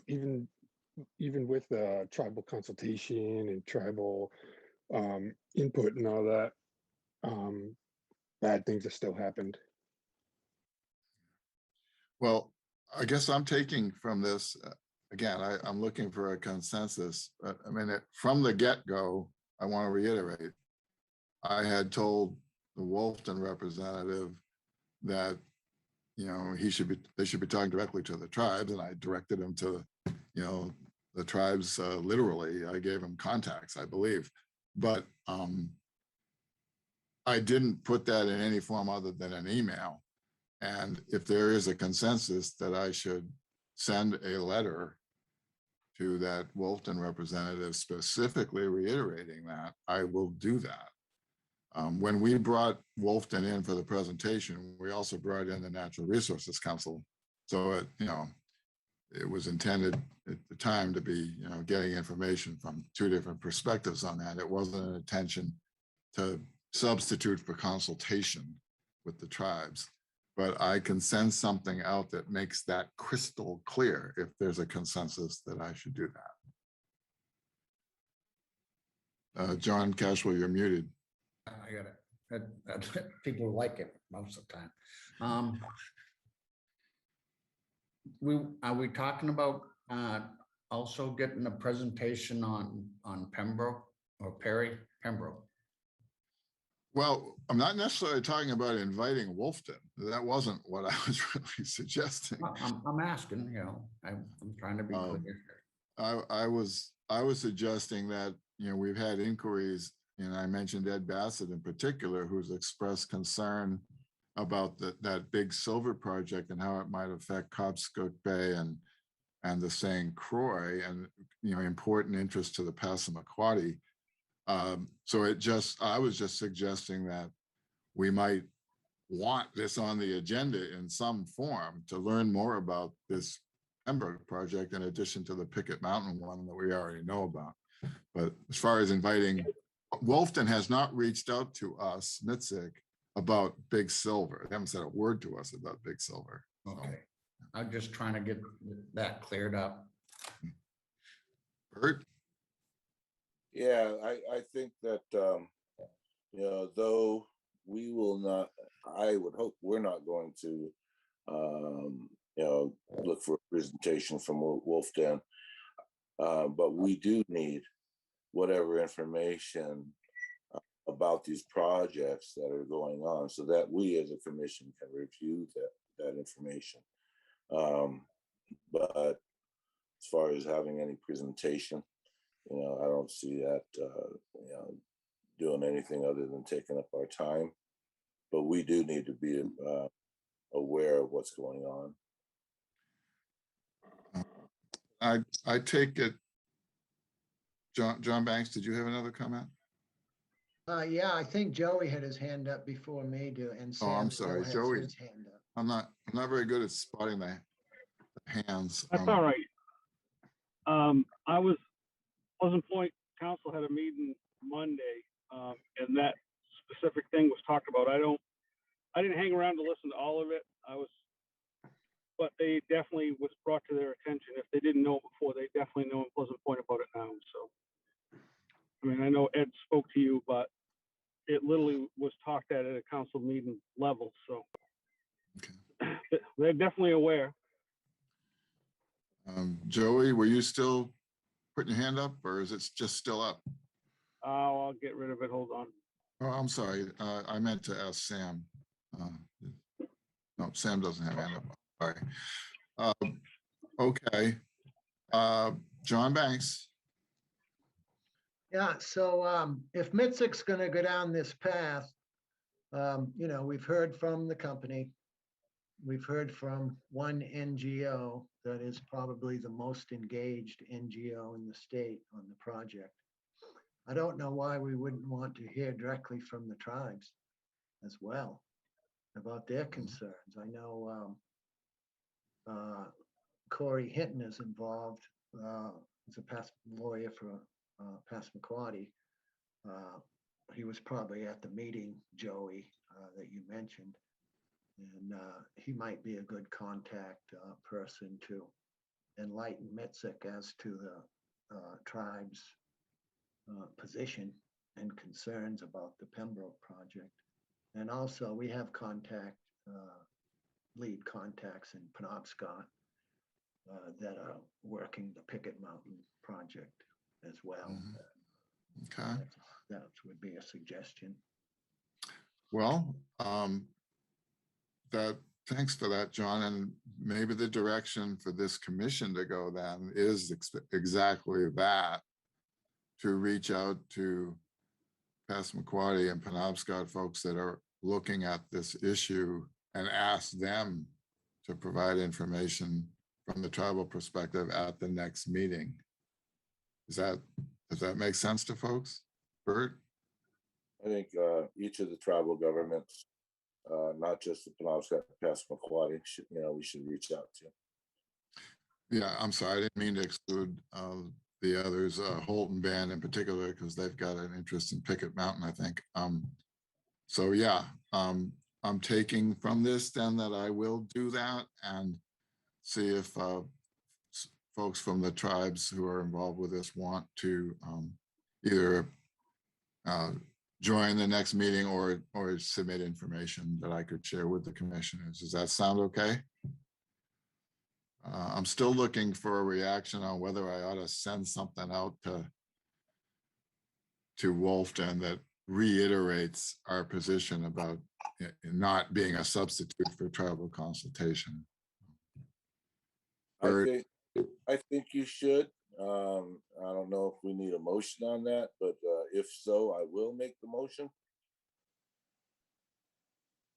I'd like to comment that if we do send something out, that it ought to be written so it doesn't appear to just come out of the blue. It ought to be something about it. It's come to our attention that Wolfton has not consulted with the tribes, and we appreciate the presentation they made to us, but strongly suggest that they contact the tribes to have the same discussion. Just kind of a general letter if we do it. I'm not sure we really need to do it because you've already made that point in the email, and they haven't shown any sign that they are saying that they're consulting with the tribes. But if we reach out to them for another presentation, I'm afraid they could take it that they're consulting. So just my thoughts. Yeah. Well, Bert made a motion. Second, John seconds. yeah, I feel that sending a letter such as that, what Sarah just talked about, can't hurt. It can only help.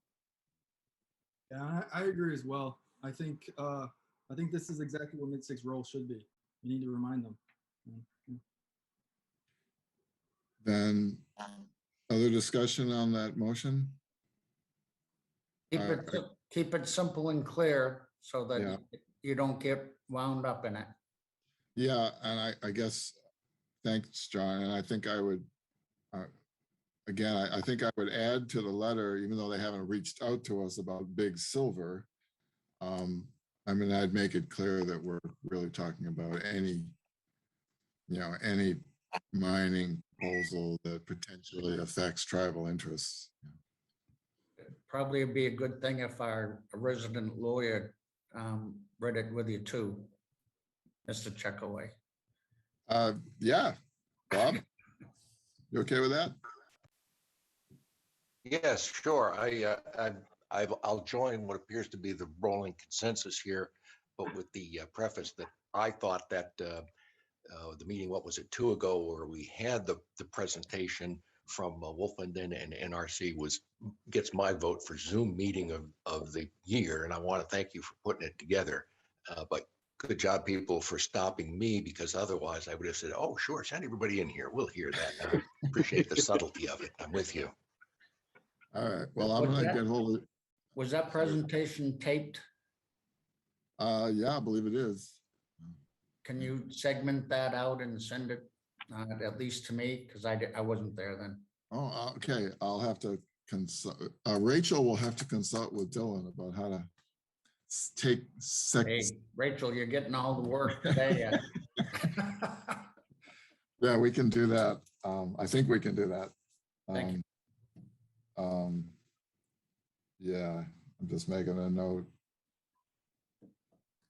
Okay. So we've got the motion, we've got the second, got some comments. Any other discussion?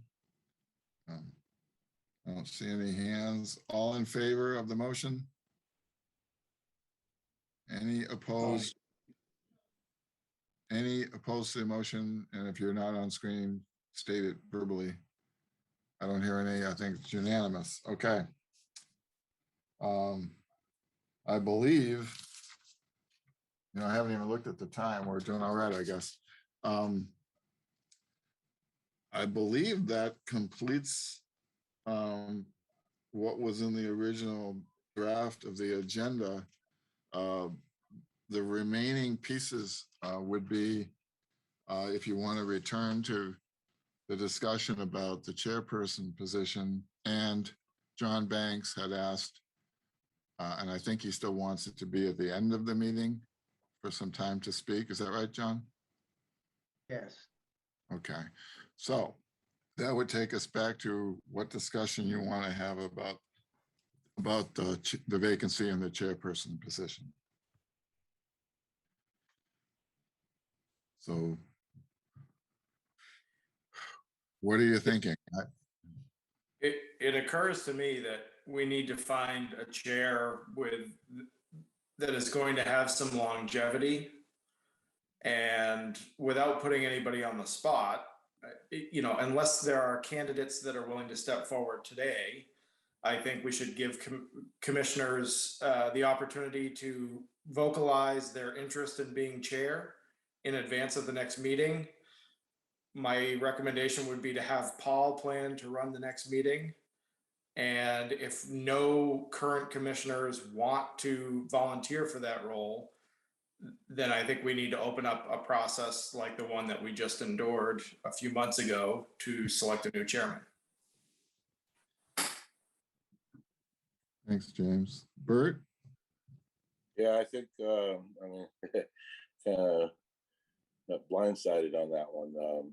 So, that I think that I know Paul Downing mentioned that, he was hoping that we would find a chair out of the seated commissioners. And that can happen. It would still be one that we would have to, really look at it, and we would still have to vote that person in, but that would also leave an empty seat on the commission.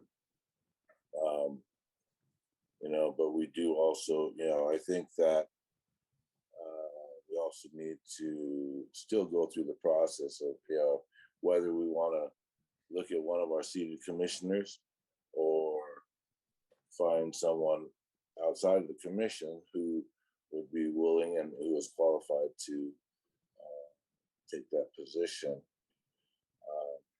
We can't, I don't think we just, go directly right to our city commissioners. However, we did in the past have an interim. Actually, we had a chair and a co-chair filling in for that, for that time until we actually had a seated chairperson. So, I still haven't got a chance to get my mind around,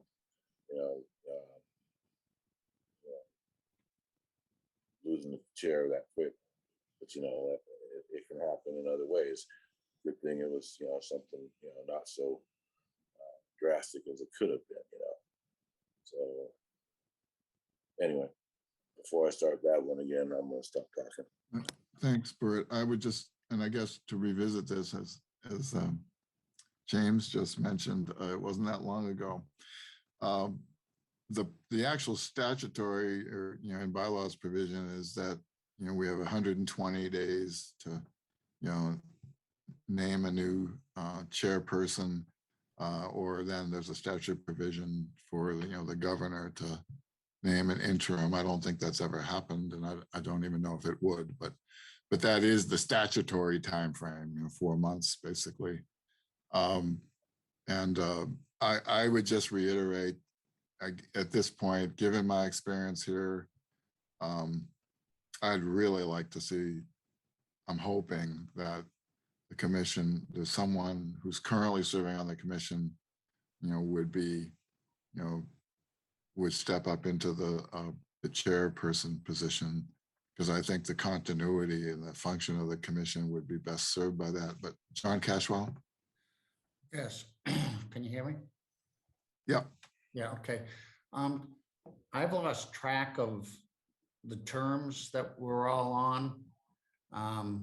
I think we're on this thing for 3 years, unless reappointed. Yes. I'm not sure of how that works with the tribes. John Banks was appointed for life. And some of the others, maybe not, I don't know, but can we get a list of everybody's term dates so that we know what we're working with here, please? Yeah, we can do that. And I can tell you quickly right now, but I will do that. But I can tell you that all of the state members are on a cycle that ends next year. Yeah, Big- it's June 17th for state members, We're all on the same, Sarah came, Well, did Sarah fill? except for Sarah. Well, Sarah would, I can confirm this, but I believe, Sarah, you were appointed to serve out Mike's term. I think that's the way it was. Or they may have named you to a full 3-year term. I'm No, not sure. I need to look. I almost think that they made me a full 3-year term member, even though I did step into Mike's position. I think I'm in for 3 years. Okay. Until parole. Thank you, Cashwell. As to so as to the other 5, I'm pretty sure it's as Kevin described, that they may not be exactly the same day, but I believe they were all the summer 2 years ago. So Yeah. next summer, Yeah. the other 5 would. Well, it'd be good to see all 12 of us so we know where we are. Yeah, That's and on the tribal side, I'm sorry, Sarah, I was gonna say, that's kind of surprising to me. I would think that all the terms, both state and tribal, would be staggered somewhat so that there would be some continuity and we wouldn't, have I hope some of the existing members will agree to stay on for a while. Well, you're right, Sarah, that staggering actually does work better. The tribes, in effect, have been reappointing to 3-year terms. So I'm going to have to go back and look, but I believe that all of the current tribal members were appointed by their tribes for 3-year terms. So they don't all expire at the same time. For instance, Joey's just come on this year, and Sandy came on, less than 2 years ago, I think. So we're not going to lose all the tribal members at the same time. Although it does sound like we may be losing 5 state. We could lose five state members at the same time. Richard. So since the process we went through last time was in recent memory, is it worth going back and revisiting the list of prospects that were reviewed then? Were there some good alternatives here and that have already been vetted and considered that we can look at? To put it simply, Richard, there were 2 other, I thought highly qualified people who considered it, but both declined to actually, submit the application. And there was another highly qualified applicant, now without getting into details, who was contemplating retirement and had indicated that on retirement from their regular employment, that they would consider it. And so that might now be a real possibility with that person. Other than that, I kind of honestly say that we have an existing pool of people that we could go back to.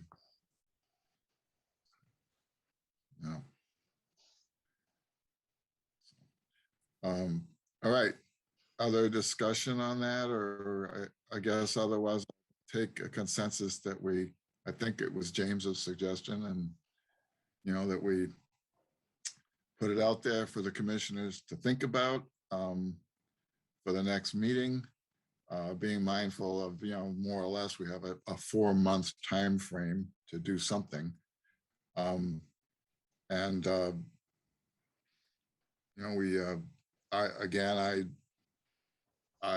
think it would be best if someone who's currently on the commission, at least on an interim basis, took over as chairperson. Not just to save Rachel a lot of work, but but I really do think that would be the best the best thing for the commission at this stage. Anything else on that? Don't forget the list. The list of commission expirations, yes. Yeah. I will do that. It actually dovetails well with, we need to update the Secretary of State site anyway that has all that. So another one of the things Rachel is doing. So, all right. If there's nothing else on that,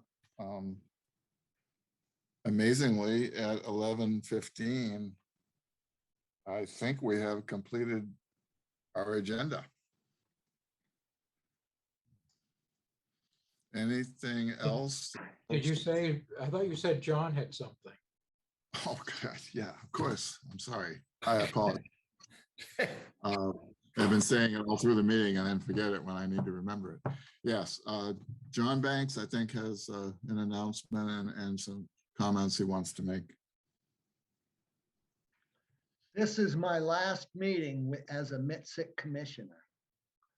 I've notified Chief Francis and Burt that I am resigning, and it shouldn't come as a surprise. I've been talking about it for several months now.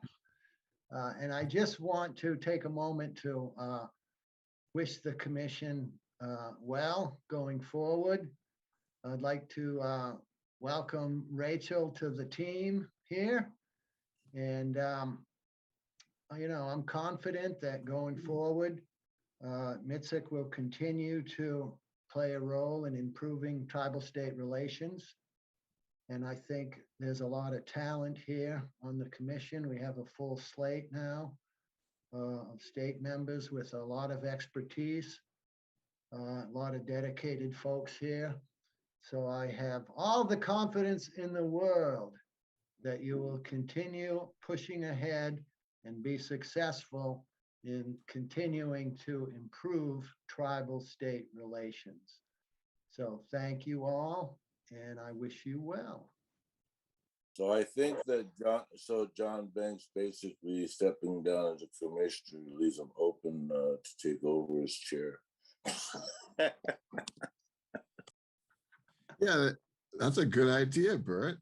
Oh my God. I'm also retiring from the tribe effective the end of September, 9/30. And so I'm really not taking on anything additional at this time. I'm going to just chill out for a little bit. There have been a few people that have been communicating with me in hopes of trying to help me find something to do with my time after 9:30. But I'm just going to kind of chill out for a little bit. And I'm not going too far. So feel free to call on me, you know, in the future if I can be of any assistance to the commission. Along those lines, John, I was going to ask that Other than asking me to be the chairman. Yeah, I do hope that in an emeritus capacity, you can still be available, you know, to help out from time to time. I mean, obviously, how many years? 34 years, is it? 1987, whatever that adds up to. Yeah, 34 years, almost the whole life of the commission. So, John, not to put you, well, I'm putting you on the spot, I guess. Do you know if Chief Nicholas has identified an appointee? No, and I'm not sure I said Chief Francis. Yeah, Chief Nicholas won't be appointing your representative, Chief Francis. I'm sorry. Yeah. No, I don't know that, Paul. Bert may have some insight into that. Does Bert have insight into that? Well, I've spoken to several of our tribal members who I believe that would be, well, I don't think there's any of us that can fill John's shoes, you know, in that, you know, he has some humongous shoes for, you know, being as thin as he is, you know. But, I've submitted, I've actually given John some names, and I think I've also given Chief Francis some names of people who are very much qualified, as well as possibly willing to come on the commission. But I haven't heard anything back. So I'll have to get with Chief Francis and see if you can push it. I mean, they hunted me down, John. Well, yeah, I'd appreciate if you can do that, Bert. And I also, I guess I'll reach out to Chief Francis myself, and I probably copy you on whatever I send him. I hope that we can, the tribes have been really good about filling vacancies fairly expeditiously. It's a less cumbersome process than exists on the state side. John Banks, I'm going to put you on the spot right now. Do you think you might be able to be available on November 17th, at least for part of that meeting? Well, it's possible. My sweetheart has informed me that my new job description is hunting and fishing. And so we're right in the middle of deer season. So I can't promise anything. She's the boss. Well, I just I'll try to be available. Not to do something, just to be there, and in case people want to say things about you. A roast, so to speak. I'll see if I can be there. All right. Robert's had his hand up for a half hour here. Okay, Bob. This is not the time or the place for the speeches, and I hope we get to see you again, John. But if we don't, remember, I spent 2 or 3, 4 months ago, spent some time going through the whole MITSC archive, and I have to say, I was impressed with your tenure, the work you've done, and Bert Polchey's too. He's been there since Pearl Harbor, and you've both been real backbones for the organization. John, thank you very much.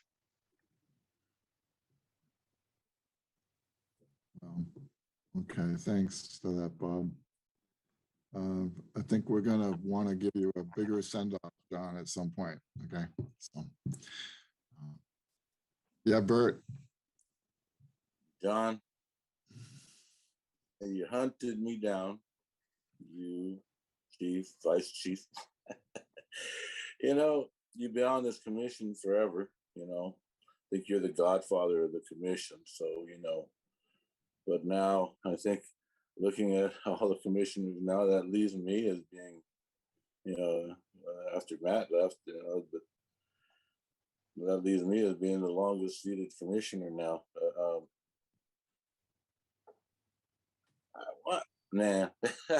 I appreciate you. You know that. I appreciate you every time I have something that, it's going through my brain before I even step out into this, into the eyes of the commission, being able to throw things, to you, and you give me all this, pretty good perspective, put me in line in the direction I need to be in. I'm gonna miss that, but darn well I'm gonna be calling you. So, but I want to, she really wanted me to. Be Willie one. Thank you, Bill, Bert, for those comments, and likewise, I'm so pleased that you did decide to join the commission. You bring a strong cultural presence to this group from your cultural and spiritual background in Indian country. So I think that has been very important for the commission, and I thank you for that.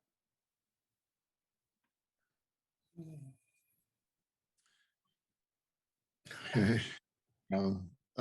And Bert, I hope we're not going to have to start kissing the ring just because you're the new godfather. Just so you know, if you ever notice, I don't wear jewelry. So it's just the finger. Oh, okay. Well, it's getting to be 5 o'clock somewhere. Yeah, so, okay, that does conclude the agenda. In case anybody wants to make a motion to adjourn. Motion to adjourn. Okay, Bob and John Cashwell. And I'd like, All in, yeah, good. all in favor, motion to adjourn. Aye, aye, aye. And opposition? I don't see any. Unanimously approved. All right, folks, thanks. You Good one. Good on me, all everybody.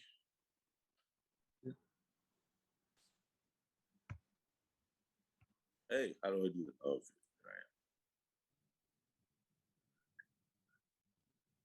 All right. Oh yeah, welcome. Where'd she go? Oh, we just lost her. Yeah. Okay, well, tell her I said, well, I meant to welcome her. So, all right, you take care. Bert, are you in Baltimore? Huh? Are you in Baltimore? Yes, I am. I don't know if you know, well, you don't get on Facebook, but I just got engaged. So, I mean, it'll still be the same, I still have my place up there. I'll be going back and forth. Yeah. Spain anyway, so. So you'll be up here to hunt?